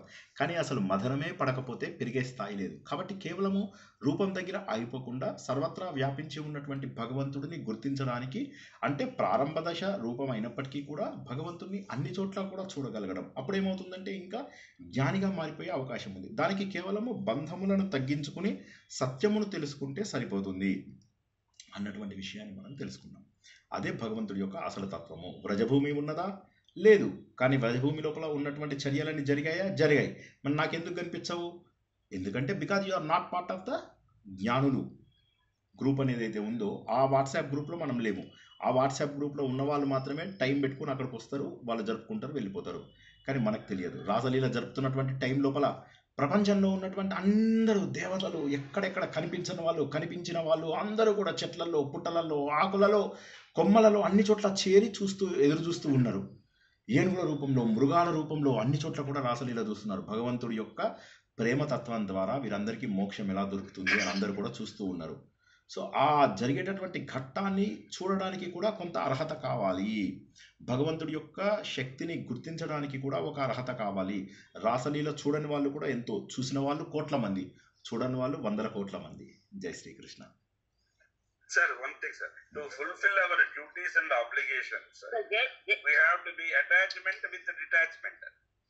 బాధ్యతల వరకు తప్పదు. బాధ్యతలు దాటిన తర్వాత, అంటే ఇప్పుడు నేను చెప్పేది ఏంటంటే మనకు చెప్పింది ఏంటి? ధర్మము, అర్థము, కామము, మోక్షము. ఇప్పుడు పూర్వకాలం లోపల ఏమయ్యేది? అందరూ కూడా వానప్రస్థం తీసుకునేవాళ్ళు. ఎందుకు తీసుకునేవాళ్ళు? మరి వాళ్ళకు బాధ్యతలు ఉన్నాయి, మన పిల్లలు ఉన్నారు, పిల్లల యొక్క మనవళ్ళు ఉన్నారు, మనవరాళ్ళు ఉన్నారు, మళ్ళీ వీళ్ళందరూ ఉన్నారు. పిల్లలు కూడా కొన్ని క్వశ్చన్స్ అవి అడుగుతుండేవాళ్ళు. కానీ వాళ్ళు ఇవన్నీ వదిలేసేసి, సుఖాలన్నీ వదిలేసేసి, రాజ్యం వదిలేసి ఎందుకు వెళ్ళేవాళ్ళు? ఎందుకంటే డిటాచ్మెంట్ తప్పదు. జుట్టు తెల్లబడడం ఎప్పుడైతే స్టార్ట్ అయిందో నువ్వు వానప్రస్థంలోకి వెళ్ళవలసిందే. నీకు బాధ్యతలన్నీ తీర్చుకోవాలి. బాధ్యతలు తీరని వాళ్ళకి తప్పదు, ఏం చేయలేం. కొంతమంది జీవితంలో బాధ్యతలు తీరవు. వాళ్ళకి డబ్బు ఉండదు, బాధ్యతలు ఉండవు, పిల్లలు తెలివైన వాళ్ళు ఉండరు, వాళ్ళు పోషించాలి. అవి వదిలేసి, అలాంటి కేసెస్ వదిలేసి ఇన్ జనరల్ ఒక 50-55 ఏళ్ళ తర్వాత వానప్రస్థం ఖచ్చితంగా స్టార్ట్ అయి తీరాలి. అంటే సమాజానికి, మనుషులకి దూరంగా ఉండాలి. సమాజానికి అంటే ఏంటి? మన బంధువులకి, గుంపులో చేసేటటువంటి పూజలకి, గుంపులలో చేసేటటువంటి కార్యక్రమాలకు, వీటికి దూరంగా ఉండాలి. పూర్వకాలంలో రాజులు ఎందుకు మనకంటే కూడా గొప్పగా అనుభవాలు ఉన్నటువంటి వారు కూడా ఈ భోగభాగ్యాలను వదిలేసేసి అక్కడ వెళ్ళేసి అడవుల లోపల ఆకులు, అలములు తింటూ, కందమూలాలు తింటూ ఎందుకు అలా ఉన్నారు వాళ్ళు? ఎందుకు అలా ఉన్నారంటే వారికి తెలుసు ఏంటంటే జుట్టు తెల్లబడ్డట్టే శరీరం కూడా పడిపోతుంది అని. అదేవిధంగా మనకు వేదాలలో కూడా అదే చెప్పారు. సంహిత, బ్రాహ్మణము, అరణ్యకము, ఉపనిషత్తు. అరణ్యకం స్టేజ్కి వచ్చినప్పుడు నేను బ్రాహ్మణం స్టేజ్లో ఉంటానంటే ఎట్లాగా? వానప్రస్థం స్టేజ్ వచ్చినప్పుడు నేను గృహస్థాశ్రమంలో ఉంటాను అంటే ఎట్లాగా? కాబట్టి you have to get your self detached from all the things. అవి డిటాచ్మెంట్ ఎలా అవుతుంది? ఒక్క రోజులో అవ్వదు. కాబట్టి ఏంటి, సుమారుగా 50 ఏళ్ళ నుంచి ప్రారంభించుకుంటే 60 ఏళ్ళ వరకు మనం డిటాచ్మెంట్ సాధించగలుగుతాం. వీలైనంత వరకు అందరికీ దూరంగా ఉండడం అనేది మెల్లగా అలవాటు అవుతుంది. ఎప్పుడైతే మన మనవాళ్ళు, మనవరాళ్ళ దాకా వెళ్లకుండా అక్కడ ఆపుకోగలుగుతామో అప్పుడేమవుతుందంటే, ఎందుకంటే భగవంతుడు 100 సార్లు 1000 సార్లు చెప్పాడు. ప్రతి పుస్తకంలో అదే చెప్పాడు. ఎందుకంటే ఈ సత్యాలు ఎవరు చెప్పరు. ఇప్పుడు ఏ ప్రవచనకర్తలు అందుకోసమే మనం ఇవన్నీ ఇప్పుడు ఈ వారం రోజుల పాటు తెలుసుకునేది ఏంటంటే, సంఘమునకు ఎందుకు మనం దూరంగా ఉండాలి. సంఘ వివర్జిత అనేటటువంటి మాటని భగవంతుడు కొన్ని 100 సార్లు చెప్పాడు. ఆ 100 సార్లు ఎందుకు చెప్పాడు? ఎందుకంటే అందులో ఉన్నంత వరకు నువ్వు 2 అడుగులు ముందుకేస్తే 10 అడుగులు వెనక్కి లాగుతావు. అంటే ఏదో హడావిడిగా నేను పూజ చేసేసి ఒకసారి పొద్దున లేచి సంధ్యావందనం, తర్వాత పూజలు, తర్వాత మళ్ళీ వచ్చిన వాళ్ళందరితోటి కబుర్లు చెప్పుకోవడము, మంచిగా మాట్లాడడము, ఏవో చేయడము, మళ్ళీ సాయంత్రం కొద్దిగా మంచి మాటలు వినడము, మళ్ళీ జనాలు, మళ్ళీ పెళ్ళిళ్ళు, ఫంక్షన్స్, ఇవన్నీ అయితే మళ్ళీ మనం గృహస్థాశ్రమంలో ఉన్నట్టే లెక్క. కాబట్టి వానప్రస్థం అంటే ఏంటి? సాధనకు ఎక్కువ సమయాన్ని కేటాయిస్తే దాన్ని వానప్రస్థం అంటారు. సాధన అంటే ఏంటి? రోజుకి 24 గంటలు ఉంటే 15 గంటలు 16 గంటలు సాధనలో ఉండడం. అందుకోసమే ఏం చేస్తారు ఇప్పటికి జనాలు ఈ సాధన ఎలా ఉంటుంది అని చెప్పి తెలుసుకోవడానికైనా ఋషికేశ్కి వెళ్తారు చాలామంది. వీళ్ళు ఏం చేస్తారు, అక్కడ కొన్నాళ్ళు ఉండి అలవాటు చేసుకుంటారు. వాళ్ళకి మార్నింగ్ 6 నుంచి నైట్ 10 వరకు స్కెడ్యూల్ ఉంటుంది. అందులో చక్కగా పడుకోవడానికి ఒక 2-3 గంటలు కూడా టైం ఉంటుంది. మీరు బయట తిరగడానికి ఒక 1 or 2 గంటలు టైం ఉంటుంది. మిగతా టైం అంతా కూడా మీరు సాధన ఎలా చేసుకోవచ్చో నేర్పిస్తారు వాళ్ళు. అప్పుడేమవుతుంది, మన జీవితాన్ని సిస్టమేటిక్గా పెట్టుకుంటాం. అంటే ఏమవుతుందంటే, మన జీవితంలో ఎంతో సమయాన్ని తెలిసి తెలియక వృధా చేస్తాము. ఆ వృధా చేయకుండా దీన్ని ఫోకస్డ్గా పెట్టుకుంటే ఈ 12 గంటలు గడిచినట్టు మనకు అనిపించదు. చాలా సంతోషంగా 100 పనులు చేయగలుగుతాం. టైం మేనేజ్మెంట్ మనకు అలవాటు అవుతుంది. ఆ సాధన అనేటటువంటిది వానప్రస్థంలో రావాలి. సో అటాచ్మెంట్ అనేది పూర్తిగా తగ్గాలి. అయితే అటాచ్మెంట్ అనేది 20 ఏళ్ళకే తగ్గించుకోవాలా? కాదు. 30 ఏళ్ళకి తగ్గించుకోవాలా? కాదు. 40 ఏళ్ళకి తగ్గించుకోవాలా? కానే కాదు. బాధ్యతలు పూర్తి చేయాలా? 100% పూర్తి చేయాలి. బాధ్యతలు పూర్తి చేయకుండా వెళ్తే దేవుడే వద్దని చెప్పాడు అర్జునుడికి. నువ్వు బాధ్యతలు వదిలేసి వెళ్తా నువ్వు చాలా తప్పని. బాధ్యతలు వదలకూడదు. కానీ బాధ్యతలు ఎంతవరకు చేయాలి అనేది ఆలోచించాలి. నా కూతురికి పెళ్లి చేయాలి, ఓకే. కూతురికి పెళ్లి చేసిన తర్వాత అక్కడ అవుతుందా? లేదండి, మరి ఆమెకి ఇంటికి తీసుకురావద్దా? ప్రెగ్నెన్సీ అయినప్పుడు ఇంటికి తీసుకురావాలి. ఓకే, స్టార్ట్ అవుతుంది. వచ్చిన తర్వాత మరి పిల్లకు మరి ఇంకొక 6 నెలలైనా ఉండకపోతే ఎట్లా సార్? తర్వాత సార్ నా కూతురు కొడుకు, నా కూతురు అల్లుడు ఇద్దరు ఆఫీసులకు వెళ్తారు, పిల్లల్ని ఎవరు చూడాలి? స్టార్ట్ అవుతుంది. అలా అలా అలా ఏమైపోతుందంటే గృహస్థాశ్రమంలోంచి మళ్ళీ గృహస్థాశ్రమంలోకి, కయామత్ సే కయామత్ తక్, గృహస్థంలోంచి మళ్ళీ గృహస్థంలోకి వస్తాం. అలా కాకుండా గృహస్థంలోంచి వానప్రస్థంలోకి వెళ్ళాలి. అప్పుడు మాత్రమే మనము అటాచ్మెంట్లోంచి డిటాచ్మెంట్లోకి వెళ్ళాము. పిల్లలంటే ప్రేమ తగ్గదు. ఇప్పుడు వానప్రస్థంలోకి వెళ్ళి 25 ఏళ్ళ పాటు మనము దూరంగా ఉన్నప్పుడు పిల్లలు వచ్చి మనల్ని ప్రశ్నలు అడుగుతూ ఉంటారు. నాన్న ఈ ప్రాబ్లం వచ్చింది, ఆ ప్రాబ్లం వచ్చింది, దీంట్లో ఏం చేయాలి, దాంట్లో ఏం చేయాలి అని అడుగుతారు. దానికి మెల్లమెల్లగా సమాధానం ఇస్తూ ఉంటాం. కానీ ఇంట్లో కూర్చుని సమాధానం ఇవ్వడానికి, దూరంగా ఉండి వాళ్ళకి సమాధానం ఇవ్వడానికి తేడా ఉంది. కొన్నాళ్ళకి ఏమవుతుంది, పిల్లలు కూడా అలవాటు పడతారు, ఎక్కువసార్లు రారు. మనకు కూడా ఏమవుతుంది, ప్రకృతితోటి మమేకం అయిపోయిన తర్వాత ప్రపంచమంతా దైవ స్వరూపమే. నేను, నా పిల్లలు, నా దేహము, నా దేహంతో ఏర్పడిన బంధాలు శాశ్వతమని ఇన్నాళ్ళు అనుకున్నాను. కానీ వీటన్నిటికంటే శాశ్వతమైనటువంటిది భగవంతుడు ప్రేమ అనేటటువంటిది ఉంది అని చెప్పి తెలియడమే వానప్రస్థంలో చివరి దశ. అప్పుడు భార్యాభర్తలు వానప్రస్థంలో చివరి స్థాయికి వచ్చిన తర్వాత భార్యాభర్తలు కూడా ఒకరికి ఒకరు ఏమీ కాదు. ఎందుకంటే మోక్షం అనేది ఎవరికి వారు సాధించవలసిందే. ధర్మేచ అర్థేచ కామేచ నాతిచరామి, మోక్షేచ నాతిచరామ అని ఎవరు అనరు. ధర్మము, అర్థము, కామము మాత్రము మేము కలిసి అనుభవిస్తాము. ఈ సమయంలో నిన్ను నేను అతిక్రమించను అని చెప్పి భార్య భర్తకు ప్రామిస్ చేస్తుంది, భర్త భార్యకు ప్రామిస్ చేస్తాడు. కానీ మోక్షము ఎవరి సాధన వారిదే. అందులోపల కూడా వానప్రస్థము కొంతవరకు మోక్ష సాధన 2 పద్ధతులు, వానప్రస్థము, సన్యాసము. వానప్రస్థం సమయం లోపల భార్యాభర్తలు ఇద్దరూ కలిసి డిటాచ్మెంట్ పెంచుకుంటారు. సన్యాసంలో ఎవరికి వారే. సన్యాసం అంటే కాషాయ వస్త్రాలు కట్టుకోవడం కాదు, సమ్యక్ న్యాసం, సరిగా అన్నింటినీ కూడా వదులుచుకునేటటువంటి ఆనందము, అద్వైత ఆనందాన్ని పొందడము అనేటటువంటిది. అది మనకు భగవంతుడి ప్రేమలోనే దొరుకుతుంది. అదేంటంటే సర్వత్రా వ్యాపించి ఉన్నటువంటి భగవంతుడు. నాకు తెలిసిన ఒక పేరు పట్టుకొని రామ్ రామ్ రామ్ రామ్ రామ్ రామ్ రామ్ రామ్ అని అంటే దేవుడు దొరకడు నాకు. నేను స్తోత్రాలు చదువుతాను 2 గంటలు, దొరకడు దేవుడు. స్తోత్రాలను అర్థం చేసుకుని దాన్ని ఆలోచిస్తాను, దొరుకుతాడు. నేను శరీరాన్ని కాదు, నేను ఎవరిని అని దొరుకుతాడు. ఆత్మని వెతుకుతూ వెళ్తాను, దొరుకుతాడు. అన్వేషిస్తాను, దొరుకుతాడు. ఇవన్నీ కరెక్ట్ పద్ధతులు. జై శ్రీకృష్ణ. ఇంకెవరికైనా ప్రశ్నలు? మమ అనుకున్నంత కాలం మోక్షం. మమ అన్నంత వరకు రాదు. నేతి నేతి నిర్మమ లేదా నేతి నేతి. అందుకోసమే మనకి ఏమంటారంటే నేతి అంటారు.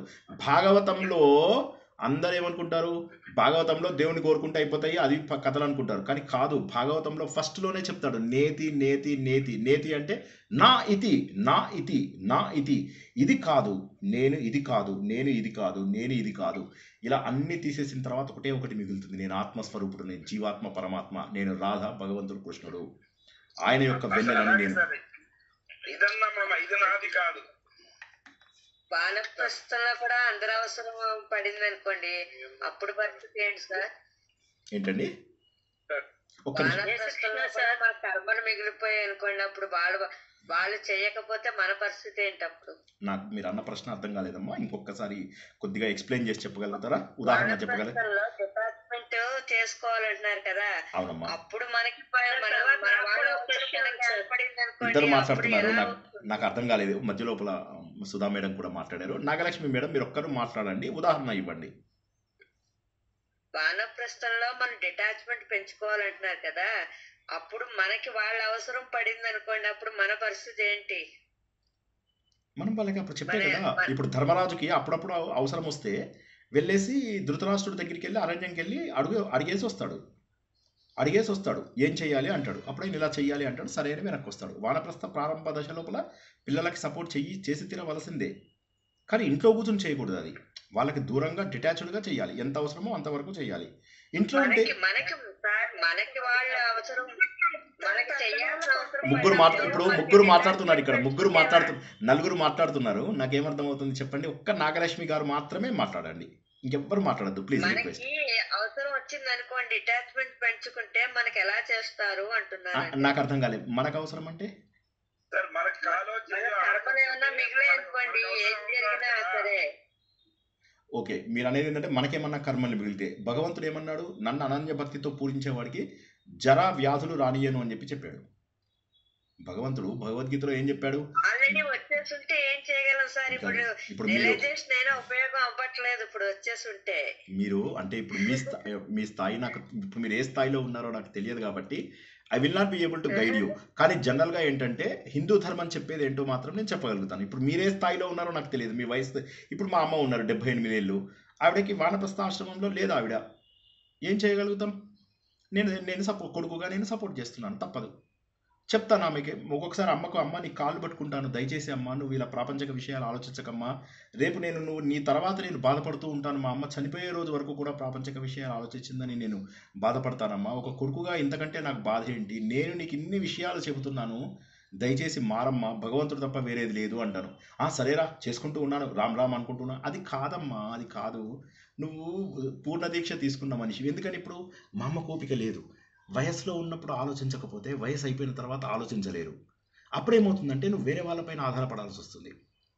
అంటే నేనంటే కొడుకుగా తప్పక అమ్మని చూసుకుంటాను, నా ప్రాణం పోయినా నా ప్రాణం పోయే వరకు అమ్మని బాగా చూసుకుంటాను. కానీ నేననేది ఏంటంటే అందరూ అలా చూస్తారనే గ్యారంటీ లేదు. అండ్ ఇంకోటి ఏంటంటే అలా అలా అలా అలా వేరే వాళ్ళపైన ఆధారపడడం తప్పు, 100కి 100 పాళ్ళు కూడా తప్పే. ఎందుకంటే భగవంతుడు ఏం చెప్పాడు? ఎవరైతే నన్ను అనన్య భక్తితో పూజిస్తారో వారికి జరా వ్యాధులను నేను దూరం చేస్తాను అని చెప్పాడు. శ్రీకృష్ణ పరమాత్మనే చెప్పాడు. జరా వ్యాధులు అంటే ఏంటి? జరా అంటే ముసలితనం, వ్యాధి అంటే రోగాలు, వాటి నుంచి నేనే దూరం చేస్తాను. కాబట్టి మొదటి నుంచి సాధన చేసుకున్నటువంటి వారు మీరు చూడండి, వాళ్ళకి ఏ ఇబ్బందులు రావు. మొదటి నుంచి సాధన చేసుకున్న వాళ్ళు చాలా ఆరోగ్యంగా ఉంటారు, వారు బాగుంటారు కూడా. ఈవెన్ సన్యాసులలో కూడా చూడండి, చాలా మందికి చాలా ఏళ్ల పాటు బతుకుతారు, ఆరోగ్యంగా కూడా ఉంటారు. జై శ్రీకృష్ణ. వాళ్ళ జీవన విధానము ఎలా చాలా బాగా అర్థమైంది. Okay sir. వాళ్ళ జీవన విధానము డైలీ వానప్రస్థం వాళ్ళు ఎలా ఉంటుంది సార్? డిటాచ్మెంట్ అండి. మీరు అంటే ఇప్పుడు నేను చెప్పినట్టుగా సంసారంతో బంధాలు పెట్టుకోరు, మీరు చుట్టాలతోటి స్నేహితులతోటి అవి ఆ డిటాచ్మెంట్ పెంచుకొని భగవంతుడి వైపు సాధన అన్వేషణ చేసుకుంటూ ఉంటారు వాళ్ళు. తెలిసినటువంటి పేరు, ఇప్పుడు విష్ణు సహస్రనామాలు తెలుసుకుంటున్నాం, నామం కాదు కదా విష్ణు సహస్రం అనేది, నామం కాదు. విష్ణు అంటే నామం కాదు కదా, మనం తెలుసుకున్నాం. ఇది లోకాధ్యక్ష అన్నాడు, అది నామం కాదు. దేవుడి యొక్క ప్రతి నామము ఒక లక్షణము, దేవుడి యొక్క ఒక క్యారెక్టరిస్టిక్. ఆ క్యారెక్టరిస్టిక్ని అర్థం చేసుకుంటూ మనం ఏం చేస్తాము, దానికి సంబంధించి అన్ని చోట్ల దేవుడిని చూడగలిగేటటువంటి స్థాయికి ఆలోచన ద్వారా ఎదగడమే వానప్రస్థం. వానప్రస్థంలో భగవంతుడికి దగ్గరవుతూ సమాజానికి దూరం అవుతాం. ప్రస్థము అంటే ఏంటి? నివసించేది. వానము అంటే ఏంటి? వనము అంటే అరణ్యం. వాన అంటే నేను వర్షం అంటున్నా. సో ఒక్క నిమిషం సార్, ఒక్క నిమిషం. శరీరంలో శక్తి ఉండాలా, డబ్బు ఉండాలా. ఇప్పుడు ఆ కాలం లేదు కదా, పాత కాలం లేదు.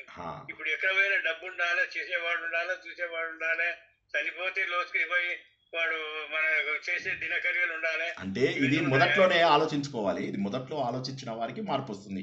ఇప్పుడు మా అమ్మ విషయంలో నేను వెళ్ళి అమ్మని అడవిలో దింపేసి రమ్మంటారా? చెప్పండి, చేయలేం. కొన్ని దురదృష్టం అంతే. ఏం చేస్తాం? ఇప్పుడు 70 ఏళ్లకు రియలైజ్ అయితే it will be too late for you. అప్పటికే లేట్ అయిపోతుంది. కాబట్టి ఏంటంటే లేట్గా రియలైజ్ కాకుండా, అందుకోసమే ఏమంటామంటే 50 ఏళ్ళ నుంచే ఒక మనిషి మారాలి, 45 ఏళ్ళ నుంచే ఒక మనిషి మారాలి, 45 ఏళ్ళ నుంచి ఆలోచన పెట్టుకుంటూ ఉండాలి. పెట్టుకుంటూ ఉంటే అప్పుడేమవుతుంది? శరీరం ఆరోగ్యంగా ఉంటుంది, మనసు ఆరోగ్యంగా ఉంటుంది, ఆహ్లాదంగా ఉంటుంది. శరీరంలో వచ్చే సగం వ్యాధులు మనము ఆనందంగా ఉండకపోవడం వల్ల వచ్చేవి. ఆనందంగా ఉన్న వారికి ఏ వ్యాధులు రావు. జై శ్రీకృష్ణ. ఇప్పుడు అప్పుడు ఆనందంగా ఆనందంగా ఉంచవండి. భక్తి అనేది తగ్గిపోయింది. ఇప్పుడు భక్తి అంటే దేవునికి మనం నేర్చుకున్నంత వరకు లిమిట్ అవుదాం. అదే మనము నేర్చుకున్నంత వరకు లిమిట్ అవుదాము. మనం ఏం నేర్చుకుంటున్నాము? భగవంతుడికి దగ్గర అవ్వాలి. దగ్గర అవ్వాలంటే ఎప్పటి నుంచి మొదలెట్టాలి? 45-50 ఏళ్ళ నుంచి మొదలెట్టాలి. మొదలెట్టకపోతే ఏమవుతుంది అంటే it will be too late. అప్పటికి మనవరాళ్ళు వస్తారు, వాళ్ళపైన విపరీతమైన మోహం. చాలా మంది అయితే మనవళ్ళతోటి ఫోటోలు దిగుతారు, మనవరాళ్ళతోటి ఫోటోలు దిగి వాట్సాప్లలో, ఫేస్బుక్లలో అన్ని చోట్ల పెడతారు. నా మనవరాలు ఇది చేసింది, నా మనవరాలు అది చేసింది, నా మనవడు ఇట్లా చేశాడు, నా మనవడు అట్లా చేశాడు. పెద్ద పెద్ద ప్రవచనకర్తలు, నాకు ఇంతమంది మనవళ్ళని ఇచ్చాడు దేవుడు నా మనవడు నా మీద కూర్చుని ఏమన్నా చేస్తే నాకు చాలా సంతోషం. ఈ మాటలన్నీ మాట్లాడేటటువంటి ప్రవచనకర్తలని చూసినప్పుడు ఏమనిపిస్తుంది, వాళ్ళే చేసినప్పుడు మనం కూడా మనవలతో మనవరాలతో సుఖంగా ఉండొచ్చు అంటాం. కానీ దానికి కారణం ఏంటంటే, ఒకసారి మనవళ్ళు మనవరాళ్ళు వచ్చిన తర్వాత మోహం పెరిగిపోతుంది. ప్రేమలోంచి మోహంలోకి వెళ్ళిపోతాం. అది రాకుండా ఉండడం కోసమే సమాజానికి మొదటి నుంచి దూరంగా ఉంటూ, ఇంట్లో వాళ్ళకు కూడా దూరంగా ఉంటూ, భగవంతుడు చెప్పిన వివిక్త దేశ సేవిత్వాన్ని పాటించాలి. లేదు సార్ నాకు ఆల్రెడీ 90 ఏళ్ళు వచ్చేసాయి, ఇప్పుడు నేనేం చేయాలి అంటే ఏం చేస్తాం, ఏం చేయలేము ఇప్పుడు. జై శ్రీకృష్ణ. సుధామోహన్ గారు మీరు 3 సార్లు అడుగుతుంటే నేను మీకు ఆపాను. సుధామోహన్ మేడం. వేణుగోపాల్ గారు చెప్పండి. ఇప్పుడు మనం పిల్లలకు స్కూల్ గెలిచినప్పటి నుంచి దైవభక్తి ఏర్పడాలని ముందుగా చెప్పాను. అప్పటి నుంచి స్టార్ట్ అయితే మెల్లమెల్లగా క్లాసులు వెళ్ళినప్పుడు 1వ అధ్యాయము 2వ అధ్యాయము ఇదొకటి నేర్చుకున్నాక వాళ్ళకు జ్ఞానబోధ చేసుకుంటూ చదువుకుంటూ వాళ్ళు ఇప్పటికి కూడా ఉన్నారు. కొంతమంది ఉద్యోగం చేసుకుంటూ విష్ణు సహస్రనామం చదువుతున్నారు. మా బంధువులే ఉన్నారు, అట్లా ఉండరు కొంతమంది. టైం లేకుండా నెలకు 3 లక్షలు 4 లక్షలు సంపాదిస్తుంటాడు వ్యక్తి. పొద్దులు చేస్తే భార్య సేవ చేస్తుంది, తనకి ఏం కావాలని తినిపించి నోట్లో పెట్టి పెట్టిపోతాయంట. అట్లా ఉంది. ఆయనకు అంత వేణుగోపాల్ గారు నేనేం చెప్పాను, మీ ఇంట్లో కూడా ఎవరన్నా మాట వినకపోతే, మీ మాట వినకపోతే ఇట్లా చెప్పండి, వేలు చూపించండి. నేను మొన్ననే చెప్పిన మీకు, ఇట్లా చూపించండి. సుధామోహన్ సరే బాగా చెప్పారు వేణుగోపాల్ గారు. మీరు అన్నట్టు ఎర్లీ స్టేజ్ లో రావాలి, మీరు అన్నది కరెక్ట్. ఇట్లా ఇలా చూపించాలి, ఏయ్ నా మాట వింటారా లేదా అని. సుధామోహన్ మేడం మిమ్మల్ని ఆపుతున్నాను.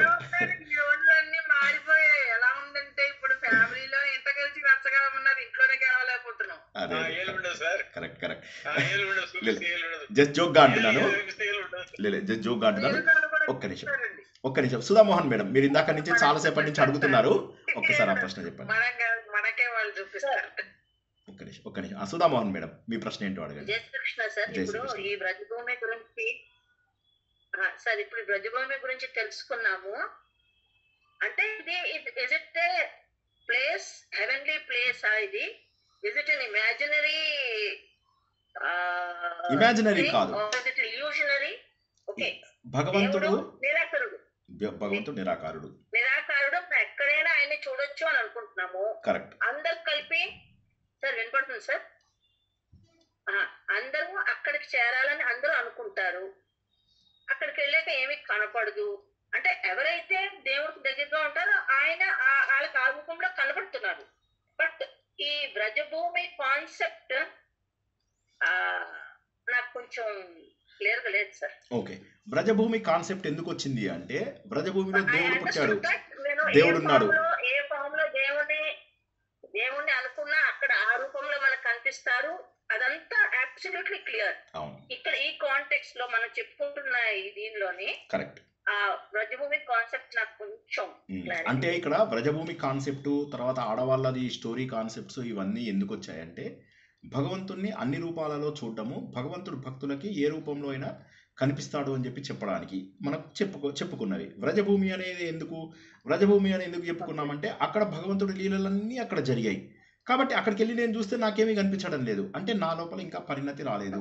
మరి అదన్నమాట. అంటే మన లోపల పరిణతి రావాలి అనడానికి ఇప్పుడు భగవంతుడు వ్రజభూమిలోనే ఉన్నాడా, మన ఇంట్లో లేడా, అన్ని చోట్ల అది మనలోనే ఉన్నాడు. కానీ మన లోపల సాధన ఉంటే మనలోనే వ్రజభూమి కనిపిస్తుంది. ఇప్పుడు సూరదాసు ఉన్నాడు, సూరదాసు జీవితాంతము కూడా ఆయన బేబీ రూపంలోనే చూసుకున్నాడు శ్రీకృష్ణుడిని. ఆయన జీవితాంతము కళ్ళు కూడా లేవు ఆయనకి, కానీ ఆయన ఏమన్నాడు, ప్రభు మేరే అవగన చిత్నాధరో సముదర్శి ప్రభు నామ తిహారో చాహో తో పార్ కరో ప్రభు మేరే అవగన చిత్నాధరో అని ఆయన భక్తిగా కళ్ళు లేనటువంటి వ్యక్తి భగవంతుని దర్శించి నా తప్పులని నువ్వు ఎప్పుడూ పట్టకు అని చెప్పుకోగలిగాడు. సో మనలోనే దర్శించగలుగుతాం, మనలోనే వ్రజభూమిని దర్శించగలుగుతాం. అది ఎప్పుడు దర్శించగలుగుతామంటే మన లోపల ఆ భక్తి వచ్చినప్పుడు. అదేవిధంగా మీరు తీసుకున్నప్పుడు మీరు మీరాబాయి విషయం లోపల ఏమొచ్చింది మీకు? మీరాబాయి ఎప్పుడు కూడా శ్రీకృష్ణుడిని మురళీ మనోహర రూపం లోపల పూజించుకున్నది. ఆవిడకి అన్ని చోట్ల కూడా దేవుడే కనిపించేవాడు. విషం ఇచ్చినప్పుడు అది పాలం తాగినట్టుగా తాగేసింది ఆవిడ. తాగుతూ ఏమంది, मेरे तो गिरिधर गोपाल दूसरा न कोई, मेरे तो గిరిధర్ గోపాలు అని ఆవిడ అనుకుంది. నాకే ఇంక నేను రాధా రూపం ఎత్తాను. రాధ అంటే ఇక్కడ భక్తి అని అర్థం చేసుకోవాలి. నేను భగవంతుడి యొక్క భక్తి, నాకు ఇంకా వేరే ఎవరు వద్దు, నాకు దూసురాన కోయి, నాకు ఇంకెవరు వద్దు అని ఆ రూపాన్ని దర్శించాలంటే మనలో భక్తి పెంచుకోవడము అని చెప్పడానికి వ్రజభూమిని ఉదాహరణగా చూపించారు. అయితే వ్రజభూమి లోపల శ్రీకృష్ణుడు పుట్టి ఇవన్నీ చేశాడు కాబట్టి ఆ మెమొరీస్ని తీసుకురావడం కోసం అని చెప్పి వజ్రుడికి ఏం చెప్పారంటే, బాబు నువ్వు టెంపుల్స్ నిర్మించు అన్నాడు. అప్పటి నుంచి మొదలెట్టినటువంటి వజ్రుడుల యొక్క టెంపుల్స్ నిర్మాణము ఇంకా ఆగలేదు. ఆఖరికి వెళ్ళి ద్వారకాలో ఇప్పుడు మీరు చూస్తున్నటువంటి టెంపుల్ ఏదైతే ఉందో అత్యద్భుతమైనటువంటి, నేను 11 రోజులు రీసెర్చ్ చేశాను ఆ టెంపుల్ మీద. అక్కడే ఉండిపోయా 11 రోజుల పాటు. ఒక్కొక్క అంగుళము ఆ ఆలయం లోపల రీసెర్చ్ చేస్తూ, నేను మా కజిన్ ఇంకొక ఆయన ఉండే దర్భా బ్రదరు కూర్చుని ఇద్దరం కలిసి మొత్తం చూస్తూ కూర్చున్నాం. ఒక్కొక్క పాయింట్, గైడ్స్ కూడా దొరకని పాయింట్లు మేము దొరకబట్టుకున్నాం. సో ఆమె లోపల అట్లాగా ఆ ఆలయం చూస్తుంటే ఆశ్చర్యం వేసింది. వజ్రుడు కట్టినటువంటి ఆలయము అది చూస్తుంటే ఆశ్చర్యం వేసింది. అంటే ఆయన ఒక్కసారి ఆయనకు అర్థమైంది, భగవంతుడి యొక్క మెమోరీస్ని ఐ హ్యావ్ టు రివైవ్. అన్ని చోట్ల భగవంతుడి మెమోరీస్ని చేస్తే కనీసం కొంతమందిలో అయినా భక్తి ఏర్పడుతుంది అని చెప్పి ఆయన అన్ని కట్టించాడు. ఇవన్నీ కూడా మనలో భక్తి రావడానికి ఏర్పరిచినటువంటివి. కానీ దేవుడికి ఒక రూపం లేదు, దేవుడిని మన లోపలే చూడాలి అని మనం ఈ వారం రోజులు అదే నేర్చుకుంటాం. ఇప్పుడు వీళ్ళందరూ కూడా ఎందుకు బాధపడుతున్నారు? 16,000 మంది భార్యలు. ఎందుకంటే భగవంతుడు విరహ బాధ. మరి శ్రీకృష్ణుడు అవతారం చాలించి వెళ్ళిపోయాడు, మరి ఇంకెక్కడున్నాడు? అప్పుడు ఇతను ఏమంటాడంటే, అలా కాదు, భగవంతుడు సర్వత్రా వ్యాపించి ఉన్నాడు, ఆయనని గుర్తించాలంటే మీరు ప్రేమని పొందండి, రాధాదేవిని ఆశ్రయించండి అన్నాడు. రాధాదేవిని ఆశ్రయించండి అంటే వెన్నెలను ఆశ్రయించండి. వెన్నెలను ఆశ్రయిస్తే చంద్రుడు దొరుకుతాడు, చంద్రుడికి వెన్నెలకు తేడా లేదు అని చెప్పి ఆ 16,000 మందికి వెన్నెల ద్వారా మీరు భగవంతుని చూడండి అంటే, ఆ వెన్నెలను చూడడం ద్వారా వాళ్ళు భగవంతుని చూడగలుగుతారు. అది ఉద్ధవుడి తర్వాత ఎపిసోడ్లో మనం తెలుసుకుంటాం. ఉద్ధవ చరిత్ర తర్వాత ఎపిసోడ్ నెక్స్ట్ రేపు చాలా అద్భుతంగా ఉంది సార్. రాధాతత్వం చాలా చాలా చాలా అద్భుతంగా చెప్పారు సార్. అంటే ఆ డిఫరెన్షియేషన్, అంటే ఆ రాంగ్ నోషన్ ఒకటి ఉంది రాధా అండ్ కృష్ణది, దట్ ఇస్ గాన్. అంటే చాలా చక్కగా ఉంది. ఎవరైనా మనతో ఆర్గ్యూ చేసినా కూడా కాస్త చెప్పగలిగే స్టేజ్ లోకి. జై Srikrishna. Thank you sir, thank you very much. Sure. Next question పర్లేదు, ఇంకో 2-3 క్వశ్చన్స్ అడగండి, ఏం పర్వాలేదు. ఎందుకంటే మళ్ళీ రేపు సేమ్ ఇదే కంటిన్యూ అవుతుంది. ఈ వారం రోజుల పాటు కూడా కృష్ణుడి కథలలో ఉన్న తత్వము ఎవరు చెప్పనివి, ఇంతకుముందు ఎప్పుడు మీరు తెలుసుకోలేనివి, ఇవన్నీ కూడా నేను రీసెర్చ్ చేసిన వీటిలోంచి గ్రంథాలలోంచి, స్కంద పురాణంలోంచి, పద్మ పురాణంలోంచి, కొంత భాగవతంలోంచి, వీటన్నింటిలోంచి తీసుకొచ్చినటువంటి కొన్ని ముఖ్య విషయాలను చెప్పడానికి ప్రయత్నం చేస్తున్నా. ఇంకా చాలా ఉన్నాయి. శ్రీకృష్ణుడి వివాహాలు, ఒక్కొక్క వివాహం వెనకాల తత్వమే ఉంది. నెంబర్ 1. నెంబర్ 2, పాంచరాత్రాల గురించి ఇంకా మనం చెప్పుకోలేదు. పాంచరాత్రాలలో ఏమిటి, భగవంతుని ఎలా చూడగలుగుతాం మనం, ఇవన్నీ కూడా ఇంకా తెలుసుకునే ఉన్నాయి. ఇంకెవరికైనా ప్రశ్నలు ఉంటే ఈరోజు అవి తెలుసుకుందాం. అందరూ శ్రద్ధగా వింటున్నారు, that is what I really like. అందరూ అర్థం చేసుకోవాలి కూడాను, వినడమే కాదు అర్థం చేసుకోవాలి. సార్ మీరు బుక్ కూడా రాధా అంటే భగవంతుడు శ్రీకృష్ణ భగవాన్ యొక్క ప్రేయసి అని, అలా ప్రేయస్ లాగానే ఉండిపోయింది అనేసి, పెళ్లి చేసుకోలేదని, అలా అంతవరకు తెలుసు. కానీ ఇంకా లక్ష్మీదేవి అంటే, ఇప్పుడు రుక్మిణి లక్ష్మీదేవి అంటారు కదా సార్, అంటే ఇక్కడ రాధ అనేది లక్ష్మీదేవితో పోలుస్తారా ఎలా మరిది? అందరిలో ఉన్నది రాధాదేవి అని ఇందాక తెలుసుకున్నాం కదా. అందరిలో ఉన్నటువంటి ప్రేమని రాధాదేవి అంటారు. జీవాత్మ పరమాత్మ కలయికని రాధాదేవి అంటారు. అనిర్వచనీయమైనటువంటి భగవంతుడితో విడదీయలేనటువంటి ప్రేమని రాధాదేవి అంటారు అని చెప్పేసి కాళింది చెప్పింది. కాళింది ఏమంది, నేను రాధాదేవి రూపంలో ఉన్నాను, వీళ్ళు 8 మంది భార్యల రూపంలో నేను కూడా 8 మంది భార్యల్లో ఒకదాన్ని, ఈ 8 మందిలో కూడా రాధాదేవి ఉంది. అంటే ఏంటి, భక్తి అనేటటువంటిది భగవంతుడితోటి విడదీయరానటువంటి సంబంధం. ఆ భక్తిని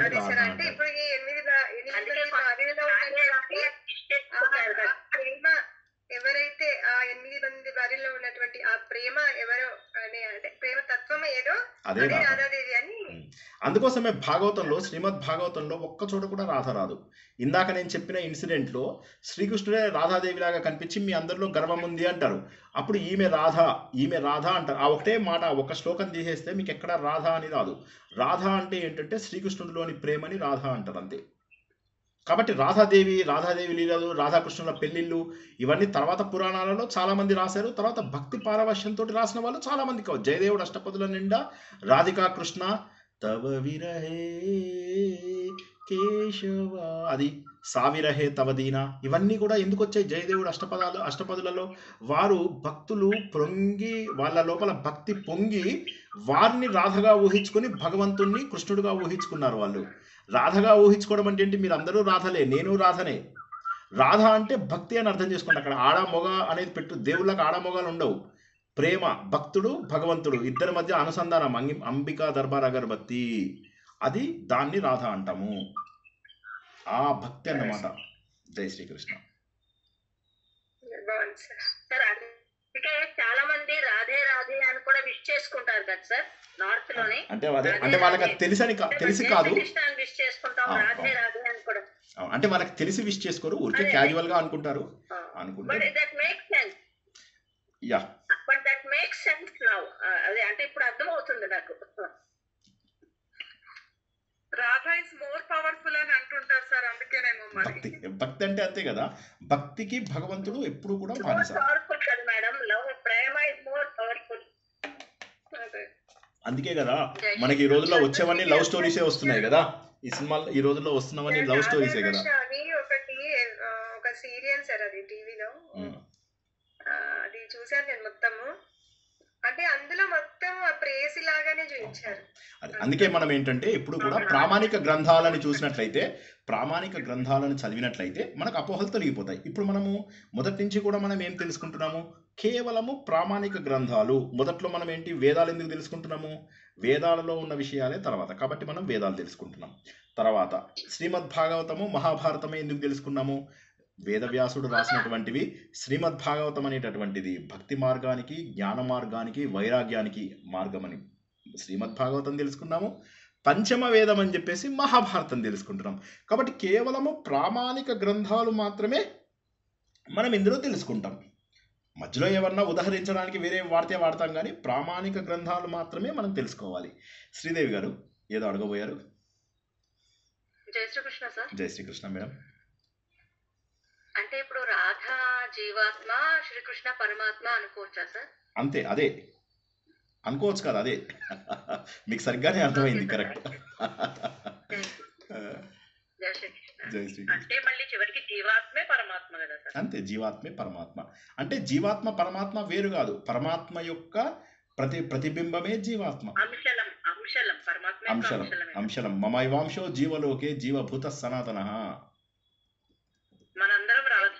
జీవాత్మ ప్రేమతో భగవంతుడిని చేరుకోవడం. అంతే. ఇప్పుడు ఎందుకంటే ఇప్పుడు కాలింది వాళ్ళకి ఏం చెప్పింది? మీరందరూ ప్రేమతోని మీరందరూ రాధారూపులు అవ్వండి అని చెప్పింది 16,000 మందికి. విరహం మాకు ఎలా తగ్గాలి? ఆ శ్రీకృష్ణ విరహం, ఆ బాధ మేము తట్టుకోలేకుండా ఉన్నాం. విరహం అంటే ఏంటి? దూరంగా ఉండడం వల్ల వచ్చే బాధని విరహం అంటారు. అది మేము తట్టుకోలేకుండా ఉన్నాము అంటే అప్పుడు దానికి వారు ఏమంటున్నారు? భగవంతుడు భక్తితోకి లొంగుతాడు, మీరందరూ రాధలైపోండి. రాధ అంటే ప్రేమతత్వము. ఆ ప్రేమతత్వాన్ని కనుక మీరు పొందినట్లయితే భగవంతుడికి మీకు దూరం లేడు. ఎప్పుడైతే మనకు దూరం ఉన్నాడని చెప్పి బాధపడ్డావో, దూరం లేనప్పుడు ఏమవుతుంది? ప్రేమ ద్వారా ఎక్కడో ఉన్న దేవుడు నీ లోపల వస్తాడు. రాగానే గుండెంతా ఆనందంతో, మధురంతో, ఆహ్లాదిని శక్తి అని ఇందాక నేను ఒక మాట చెప్పాను. ఆహ్లాదిని శక్తి అంటే ఏంటి? ఆనందాన్ని కలగజేసేటటువంటి శక్తి రాధ. చాలా గోపికలకి చెప్పింది ఇదే కదా సార్, కాళీని చెప్పిందే కదా, ఉద్ధవుడు కూడా గోపికలకి చెప్పింది ఇదే తత్వం కదా. అవును. మీరు భగవంతుడిని అన్ని మీలోనే ఆరాధించండి అని చెప్తారు. ఆయన వెళ్ళిపోయారంటే బాధపడుతుంటే గోపికలు. అవును, అదే చెప్పాడు. అదే కదా ఇందాక కూడా అదే చెప్పుకున్నాం కదా మనం. ఇందాక అరగంట కింద కూడా అదే చెప్పుకున్నాం. అప్పుడు ఆమె అంటుంది, ఆ విధంగా గోపికలకు చెప్పినటువంటి ఉద్ధవుణ్ణి మీరు కలవండి అంటే, ఇప్పుడు 16,000 మంది మేము ఉద్ధవుని కలవాలి అంటారు. అనగానే అప్పుడు కాళిందిని అడుగుతారు, మేము ఎలా గడవాలి ఉద్ధవుణ్ణి అని. అంటే ఆయన భగవంతుడు స్వరూపుడై బదిలీలో ఉన్నాడు, వస్తాడు అని. ఎప్పుడు వస్తాడు అంటే రేపు మంగళవారం రాత్రి 9 గంటలకు వస్తాడు. అప్పుడు తెలుసుకుందాం. కంటే కూడా సరస్వతి అంటాము మనము. సరస్వతి అని ఎవరున్నారు? జ్ఞాన రూపాన్ని సరస్వతి కింద ఒక ఆకారాన్ని చేసుకుని ఆ జ్ఞానానికి సరస్వతి అని పేరు పెట్టుకున్నాము. అట్లాగే ప్రేమ రూపానికి రాధ అని పేరు పెట్టుకుని అది కృష్ణుడి టైంలో జరిగింది కాబట్టి రాధని విడిగా సెపరేట్ చేసి చూస్తున్నాం. కానీ ఇప్పుడు మీరా ఉంది, గోదాదేవి ఉంది, కృష్ణుడి భక్తులు అందరూ అలాంటి వాళ్ళే కదా, రాధ లాంటి వాళ్ళే కదా.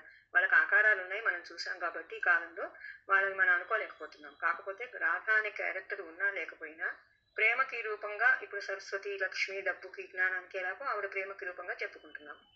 దానికి అసలు అంత టాపిక్ మరి ఏమో నాకు అర్థం కాలే. అయితే మీరు చెప్పిన తర్వాత రాధ అనేది లేదని నాకు అర్థమైపోయింది. అది రాధ అనేటటువంటి క్యారెక్టర్ లేదు. రాధ అనేటటువంటి క్యారెక్టర్ ఏంటంటే మనకు మిగతా పురాణాలలో ఎందుకు పెట్టారు, తర్వాత జయదేవుడు అష్టపదులలో వాటిల్లో ఎందుకు పెట్టారు అంటే భగవంతుడి ప్రేమతత్వాన్ని ఎలా చూపిస్తారు మీరు? ఇప్పుడు ఎలా ఒక రూపం లేకుండా మీరు చూపించడం అనేది చాలా కష్టం. ఇప్పుడు నాలాగా ఎక్స్ప్లెయిన్ చేయాలి, ఎలా కష్టం. దాని బదులైంది ఒక స్త్రీని పురుషుడిని పెడితే అప్పుడు మీకు అక్కడ తెలుస్తుంది. వీడి నుంచి వాళ్ళు దూరం వెళ్ళిపోయినప్పుడు బాధపడ్డము, రాధాకృష్ణుల మధ్య లోపల కొంతసేపు ప్రేమాయణం, లవ్ స్టోరీ నడిపిస్తే మీకు బాగా అనిపిస్తుంది. సో అట్లాగా ఇప్పుడు మనకు వచ్చేటటువంటి లవ్ స్టోరీలు ఉన్నాయి కదా, చాలా రోజుకొక లవ్ స్టోరీ. అవన్నీ కూడా మనకి ఎందుకు నచ్చుతాయి అంటే ఆ ప్రేమతత్వం అనేది ఇప్పటికీ కూడా ఇంకా పాతపడలేదు కాబట్టి అవి ఇంకా నడుస్తున్నాయి. అయితే ఏంటంటే తరాలకు కొంత మార్పు ఉంది. ప్రేమించేటటువంటి పద్ధతి వేరు, అంతేగాని ప్రేమలో ఉన్నటువంటి మాధుర్యం అప్పటికి ఇప్పటికీ ఒకటే. అయితే అది స్త్రీ పురుషుల మధ్య చూపించినప్పుడు ఏమవుతుందంటే కొద్దిగా పండుతుంది. కానీ ప్రేమ అంటే మనకి ఏం చెప్పారు? ప్రేమకి రకరకాల రూపాలు ఉన్నాయి అని చెప్పారు. మొదటిది ఏంటి? తల్లిదండ్రులకు పిల్లల మీద ఉండేటటువంటిది ఆప్యాయతని ప్రేమ అంటారు. అదేవిధంగా పిల్లలకి తల్లిదండ్రుల మీద ఉండేటటువంటి ప్రేమని గౌరవము అంటారు. భక్తులకు భగవంతుడి మీద ఉండే ప్రేమని భక్తి అంటారు. భగవంతుడికి భక్తులపై ఉండేదాన్ని ఏమంటారు? కరుణ భక్తులపై ఉండే ప్రేమని ఏమంటారు? కరుణ. సో ప్రేమకే రకరకాల పేర్లు. ఆ పేర్లని అవసరాన్ని బట్టి మనం మార్చుకున్నాం. ఇద్దరు వ్యక్తుల మధ్య ప్రేమ ఉంటే దాన్ని స్నేహం అంటారు. ఆడ మగ మధ్య ప్రేమ ఉంటే దాన్ని ప్రణయం అంటారు. ఇలాగా ఒకే ప్రేమకు ఒక 20-30 డిఫరెంట్ నేమ్స్ ఉన్నాయన్నమాట. కానీ ప్రేమ అనేటటువంటిది ఏదైతే ఉందో అది శాశ్వతం. ఆ రూపమే ఇప్పుడు మనకు రాధాదేవి రూపం లోపల మనకు చెప్పారు. అది ఇప్పుడు దేవుళ్ళందరూ కూడా ఆడామొగలైపోయి ఉండరు కదా, ఆడామొగలైపోయి మనలాగా వంటలు చేసుకుంటూ అవి చేసుకుంటూ ఉండరు కదా. దేవుడు అనేది ఒక చైతన్య రూపము. ఆ చైతన్య రూపమే అనేక రూపాలలో మనకు జ్ఞానం అనుకున్నప్పుడు సరస్వతి రూపంలో ప్రత్యక్షమవుతుంది. ఇప్పుడు మన చెయ్యి ఉంది, చెయ్యి వేరు, నాలో ఉన్న చైతన్యం వేరు కాదు. నాలో ఉన్న చైతన్యమే చెయ్యిని కదిపిస్తుంది. ఎప్పుడైతే నేను చెయ్యిని కదుపుతానో ఇంద్రుడు అంటాను దీన్ని. ఎప్పుడైతే నేను కండ్లనిలా అంటానో సూర్యుడు అంటాను. ఎప్పుడైతే నేను నోరు అంటానో దాన్ని వాయుదేవుడు అంటాను. ఒక పేరు అంతే. అది ఒక దేవుడు పేరు పెట్టుకున్నాం. ప్రతిదానికి ఒక చైతన్యానికి ఒక దేవుడు పేరు పెట్టుకున్నాం అంతే. జై శ్రీకృష్ణ. జై శ్రీకృష్ణ సార్. అంటే దేవుడికి రూపం, దేవుడు స్త్రీ కాదు, పురుషుడు కాదు, నపుంసకుడు కూడా కాదు కదా సార్. చైతన్యం. దేవుడు అనేది ఒక చైతన్యం. అదే మనము వేదంలో నాసదీయ సూక్తంలో దేవుడు మనకు నాసదీయ సూక్తం లోపల ఒక చైతన్య రూపంలో ఉన్నాడు అని చెప్పి తెలుసుకుంటాం. అప్పటికింకా ఈ సృష్టి కానీ, ఈ 14 లోకాలు కానీ, ఈ 14 లోకాలలో కొన్ని వందల లోకాలు కానీ, జీవరాశులు కానీ ఇవన్నీ లేవు.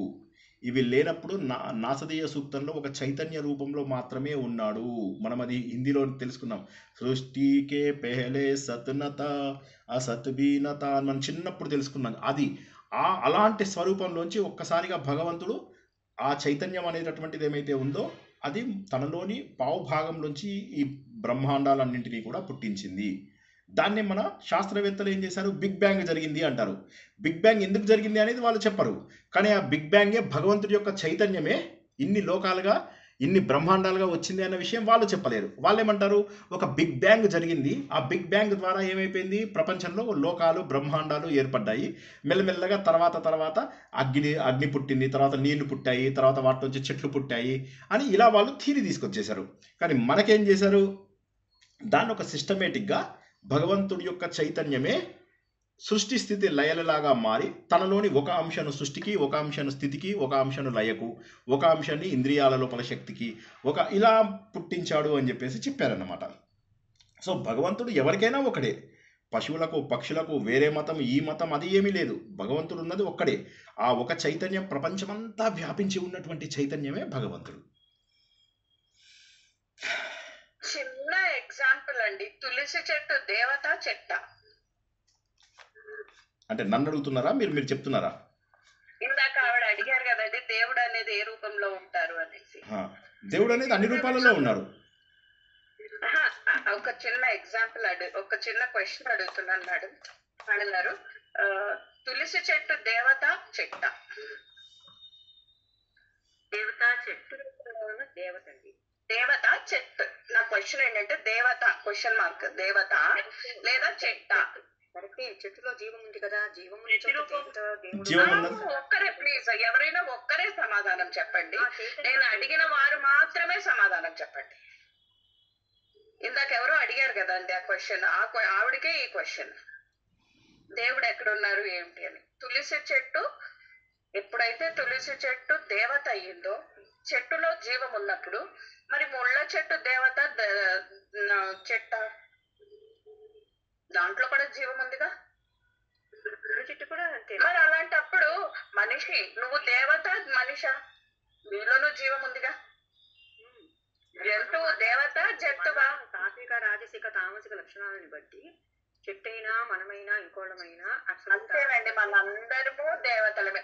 కళ్ళు మూసుకుని గట్టిగా చూస్తే మన లోపల మన హృదయంలో ఒక వెలుగు వెలిగిందంటే అది దేవతే, అది దేవుడే, అదే మనము, అదే చైతన్యము.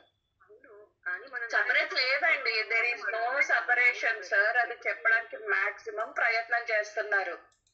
ఇందాక ఇంకో మేడం కూడా అడిగారు, చెప్పారు రాధ నేను ప్రేమతత్వాన్ని ఎందుకు వేరు చేసుకోగలుగుతుంది, ఇంత చిన్న విషయం మనకి ఎందుకు అర్థం అవ్వట్లేదు సార్, అంత తాపత్రయపడుతున్నారు మనకు చెప్పడానికి అని. అందరం లెర్నింగ్ స్టేజే కదండి, అంత ఏం పర్లేదు, ఏం పర్లేదు, నో ప్రాబ్లం. ఏం లేదు, we are learned, we are ignorant, we are ignoring to understand. అంతే. చైతన్యంలో కొత్తగా ఏం లేదండి. శక్తి అంటే దేవుడు. ఓకే ఓకే ఓకే, ప్రయత్నం అదే చేస్తున్నారు. అర్థమైంది, అందరికీ అర్థమైంది. ఒకటి ఏంటంటే ఇంకా కూడా ఏంటంటే ఎప్పటి నుంచో ఉన్నటువంటి ఇప్పుడు ఏమైందంటే చిన్నప్పటి నుంచి కూడా మనకేంటంటే ఇంకా దేవుడు అనేది అక్కడ చెట్టులో ఉంది. ఇంకా ఆ అజ్ఞానం పోగొట్టడం అంటే ఎంత నమ్మినా కూడా, ఎంత నేను లాజిక్గా చెప్పినప్పటికీ కూడా ఇంకా ఏదో అనుమానము ఉంటుంది జనాలకు. దానికి కారణం ఏంటంటే చిన్నప్పటి నుంచి మనం పెరిగినటువంటి పరిస్థితులలో మన పెద్దలు, మన తల్లిదండ్రులు, మన బంధువులు వీళ్ళందరూ మనకి ఏమని చెప్పారు, ఇవి ఇక్కడ దేవుడు ఉన్నాడు, అక్కడ దేవుడు ఉన్నాడు, ఇందులో దేవుడు ఉన్నాడు, అందులో దేవుడు ఉన్నాడు, రాయిలో రప్పలో నీళ్ళ అన్నిట్లలో ఉన్నాడు. యాక్చువల్గా దేవుడు as a matter of fact అన్ని చోట్ల ఉన్నాడు. కానీ ఇప్పుడు అని చెప్పేసి తెలుసుకోవడానికి కొంత టైం పడుతుంది. టైం పట్టిన తర్వాత అది దృఢపడడానికి ఇంకొద్దిగా టైం పడుతుంది.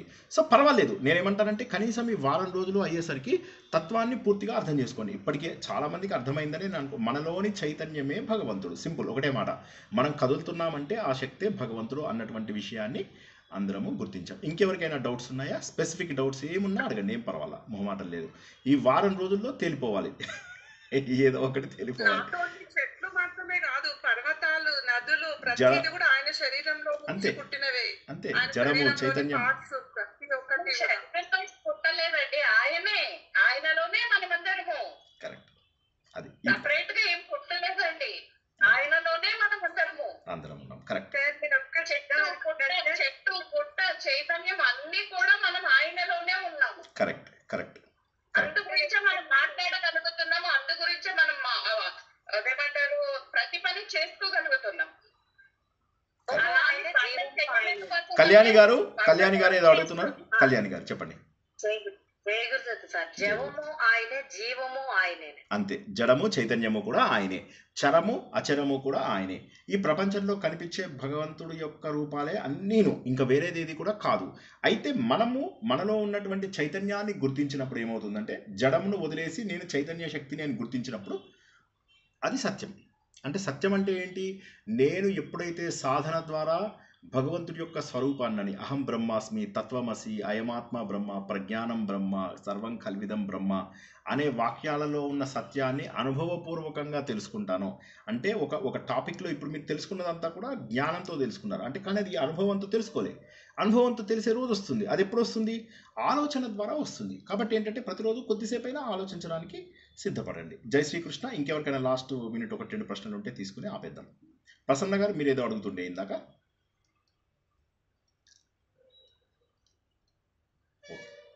ఇంకెవరికైనా ఉన్నాయా? నేను అనుకున్నా చెప్తున్నాను. ఇప్పుడు సముద్రం ఉంది కదా సార్, సముద్రంలో ఉండేది నీరే. సో అన్ని నదులలో ఉండేది, తటాకాలు అన్నిట్లో ఉండేది కూడా నీరే. కానీ ఇప్పుడు అది తిరిగి సముద్రాన్ని చేరుతుంది. సో అది ఎలా చేరగలుగుతుంది అంటే ఆ సముద్రం యొక్క తత్వం నీటి తత్వము, అలాగే ఈ నదులలో ఉండేటువంటి తత్వం కూడా అదే నీటి తత్వం అయి ఉంది కాబట్టి అందులో అది చేరగలుగుతుంది. అదే మురికి ఉండి అలా ఉంటే అందులో కలదు కదా సార్. మురికి నీళ్లు కూడా కలుస్తాయి, మురికి నీళ్లు కూడా కలుస్తాయి, మురికి నీళ్లు కూడా కలుస్తాయి, మురికి నీళ్లు కూడా కలుస్తాయి. ఆయన ఏమంటాడంటే ఆకాశాత్ పతితంతోయం యదా గచ్చతి సాగరం సర్వదేవ నమస్కారం కేశవం ప్రతి గచ్చతి. ఏదైనా ఎక్కడి నుంచి వచ్చిన చినుకైనా సరే మళ్ళీ నదిలో సముద్రంలో కలవాల్సిందే. అయితే ఇక్కడ ఏంటంటే మన గమ్యం భగవంతుడు అని చెప్పడానికి అది ఉపయోగించుకుంటాం మనం. మన గమ్యము ఎప్పుడు కూడా భగవంతుడు. అదేవిధంగా నదులన్నిటి గమ్యము భగవంతుడే. ఈ నదులలో కలిసేటటువంటి చెడు నీరు కూడా మళ్ళీ భగవంతుల్లో కలిసిపోతుంది. అయితే పవిత్రత రావడానికి కొంత టైం పడుతుంది. ఎప్పుడైతే నదిలో కలిసిపోతుందో అప్పుడు అది పవిత్రంగా మారిపోతుంది. ఏదైతే మురుగునీరు నదిలో కలుస్తుందో అది పవిత్రంగా మారిపోతుంది. అదే మనకు సూరదాస్ ఏమన్నాడు, ఎలాంటి చెడ్డ నీరు వచ్చి కూడా నదిలో కలుస్తుంది, ఒక్కొక్కసారి పవిత్రమైన నీరు వచ్చి నదిలో కలుస్తుంది. రెండూ కూడా నదిలో కలవగానే ఎలా పవిత్రమవుతున్నాయి అంటే తప్పులు లెక్కబెట్టవు భగవంతుడా, నువ్వు ఎవరి తప్పులు లెక్కబెట్టవు. ఒక కత్తి ఒక చోట చక్కటి భగవంతుడి యొక్క శిల్పం, ఒక ఇనుము ఒక శిల్పం చెక్కడానికి పనికొస్తుంది. కొద్దిగా మ్యూట్లో పెట్టుకోండి. శిల్పం చెక్కడానికి పనికొస్తుంది. అదే కత్తి మాంసం కొట్టడానికి కూడా పనికొస్తుంది. కానీ దాని దగ్గరికి కనుక ఎప్పుడైతే నువ్వు పరశువేదిని తీసుకొస్తావో రెండు కూడా బంగారంగా మారిపోతాయి. కాబట్టి తప్పులు అలాగా మాలో ఉన్న తప్పులు వెతుక్కోక దేవుడా, ప్రపంచంలో ఎవరూ కూడా తప్పులు వెతకట్లేదు, నువ్వెందుకు మా తప్పులు వెతుకుతావు అని చెప్పి సూరదాసు భక్తితోటి ప్రార్థించాడు. ప్రభు మేరే అవగన్ చిత్నాకరు, నాలో ఉన్న అవగుణాలని నువ్వు కౌంట్ చేయకు. ఎందుకంటే మోరి నీళ్లు కూడా గంగా నదిలో కలిసిపోతే పవిత్రమవుతున్నాయి. పవిత్రమైనటువంటి నీరు వర్షం నీళ్లు కూడా గంగలో కలిస్తే పవిత్రమవుతున్నాయి. గంగా నదే పట్టించుకోవట్లేదు, నువ్వెందుకు పట్టించుకుంటావయ్యా మా లోపల ఉన్న అవగుణాలని అని చెప్పేసి ఒక ప్రార్థన. ఎనీవే, సో అందరికీ కూడా చక్కగా కొంత అర్థమైందని ఆశిస్తున్నాను. మళ్ళీ మనకు రేపు ఎల్లుండి కూడా ఇంకా ఇవే తెలుసుకుంటాం, ఇవే సత్యాలను తెలుసుకుంటూ ఉంటాము. ఇంకా కాస్త తెలిసే అవకాశం ఉంది. ఓకేనా? చాలాసేపు డిస్కషన్ చేసుకున్నాం. ఎవరికైనా ప్రెస్సింగ్ క్వశ్చన్ ఉంటే అడగండి, లేకపోతే రేపు తెలుసుకుందాం.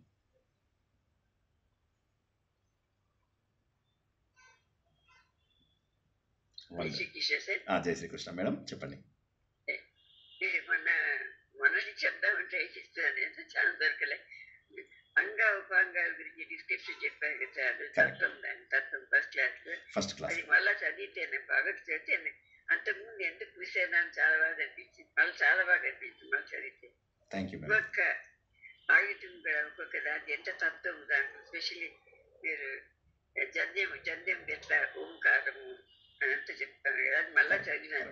12వ అధ్యాయం. అవును, చాలా 12వ అధ్యాయంలో చాలా అనిపించింది సార్ లైవ్ చాప్టర్. నేను అదే అంటున్నాను, అంటే ఎప్పటికీ కూడా మన thanks madam, thank you very much. ఎప్పుడూ కూడా నేను అనేది ఏంటంటే మన గ్రంథాలలో తత్వం ఉంది, ఆ తత్వాన్ని చెప్పడానికి ముందుకు రాకపోవడం వల్ల ఈ ఇబ్బందులన్నీ వస్తున్నాయి. కానీ తెలుసుకున్న తర్వాత అయినా మనం మారుతూ భగవంతుడికి దగ్గర అవ్వడం అనేటటువంటిది మనం అలవాటు చేసుకోవాలి. అదే మనం ఇన్ని రోజులుగా తెలుసుకుంటున్నాము. ఈ వారం రోజులు ప్రత్యేకంగా మనం సమయం పెట్టుకోవడానికి మిగతా ప్రవచనాలు క్యాన్సిల్ చేసుకుని కేవలము భాగవతంలో ఉన్న తత్వం ఎందుకు తెలుసుకుంటున్నాము అంటే, ఇక్కడ భగవంతుడి నిర్గుణ రూపము సగుణ రూపము రెండూ కూడా భగవంతుడి దగ్గరికే చేరాలి. కానీ భగవంతుడు నిర్గుణ రూపంలో ఉన్నప్పుడు ఆయనతోని మనము కలిసిపోయినప్పుడు మనం చైతన్య రూపంలో మారిపోతాము. అప్పుడు ప్రథమ శ్రేణి భక్తులమవుతాము, జ్ఞానులమవుతాము. అప్పుడు ఈ ప్రపంచంలో ఉన్నటువంటివన్నీ, అంటే రాసలీల అంటే ఏంటి? ఆనందము. ఆ ఆనందాన్ని, సచ్చిదానందాన్ని మనం పొందుతాము అనేటటువంటి విషయాన్ని తెలుసుకుంటాం. అవే తెలుసుకుంటూ ఉంటాం. ఇప్పుడు కూడా కంటిన్యూస్గా ఈ వారం రోజులు కూడా అవే తెలుసుకుంటాం. మరి కాస్త శ్రద్ధ పెట్టండి. వీలైతే ఇంకో 2 సార్లు చూడండి. నేనేమంటున్నానంటే, రాత్రిపూట 9 నుంచి 10 దాకా చూసే కార్యక్రమమే కాకుండా ఇది మన అందరి లోపల కూడా మార్పు తెచ్చే కార్యక్రమంలాగా అనుకోండి. అప్పుడు మరింత ఆనందంగా మీరు వినగలుగుతారు. ఇందులో లీనమైపోయి వినండి. ఎందుకంటే ఈ ఒక్క వారమే, తర్వాత మళ్ళీ మన ప్రవచనాలు యథావిధిగా కొనసాగుతాయి. కానీ ఈ వారం రోజుల పాటు ఎన్నిసార్లు వీలైతే అన్నిసార్లు వినండి. ఇప్పుడు మనం ఇది మూడో భాగం, ఈ 3 భాగాలు వింటూ ఉండండి. మళ్ళీ రేపు వచ్చాక రేపు 4వ భాగం, అలా వింటూనే ఉండండి. వింటూనే ఉంటే ఏమవుతుందంటే ఏదో ఒకటి తక్కువని స్ట్రైక్ అవుతుంది. ఒకసారి స్ట్రైక్ అయ్యాక అయిపోయింది. ఇంకా యు ఆర్ ఇంకా మీరు మిగిలేది ఆనందం మాత్రమే మిగులుతుంది. అది ఓకేనా? అందరికీ కూడా ఆ ఆలోచన, ఆ పరిణతి భగవంతుడు అందించాలని, ఎన్నో జన్మల అదృష్టం ఉంటే తప్ప భాగవత తత్వాన్ని మనం తెలుసుకోమని, అదందరము కూడా కలిసి నేర్చుకుంటున్నందుకు నాకు మరింత సంతోషంగా ఉంది. ఏ శ్రద్ధ అయితే భగవంతుడు మనకు కల్పించాడో, ఏ పద్ధతిలో అయితే మనందరినీ ఒక దగ్గర చేర్చి ఇవన్నీ నేర్చుకోండి అని చెప్పాడో ఇవన్నీ కారణం లేకుండా జరిగాయి అని నేను అనుకోను. భాగవతాన్ని వారం రోజులు మామూలుగా చదివితే వచ్చే పుణ్యం కంటే కూడా భాగవతాన్ని తత్వరూపంలో తెలుసుకుంటూ దానిని అర్థం చేసుకుంటూ ఆచరించడం ద్వారా మరింత ముందుకు మనము పరిణతి సాధించడానికి అవకాశం ఉందని ఆశిస్తూ అందరూ కూడా ఈ కష్టాన్ని ఈ సుఖాన్ని గుర్తిస్తారని ఆశిస్తూ ఈరోజు ప్రవచనాన్ని ఇక్కడికి ముగించుకుందాం. జై శ్రీకృష్ణ.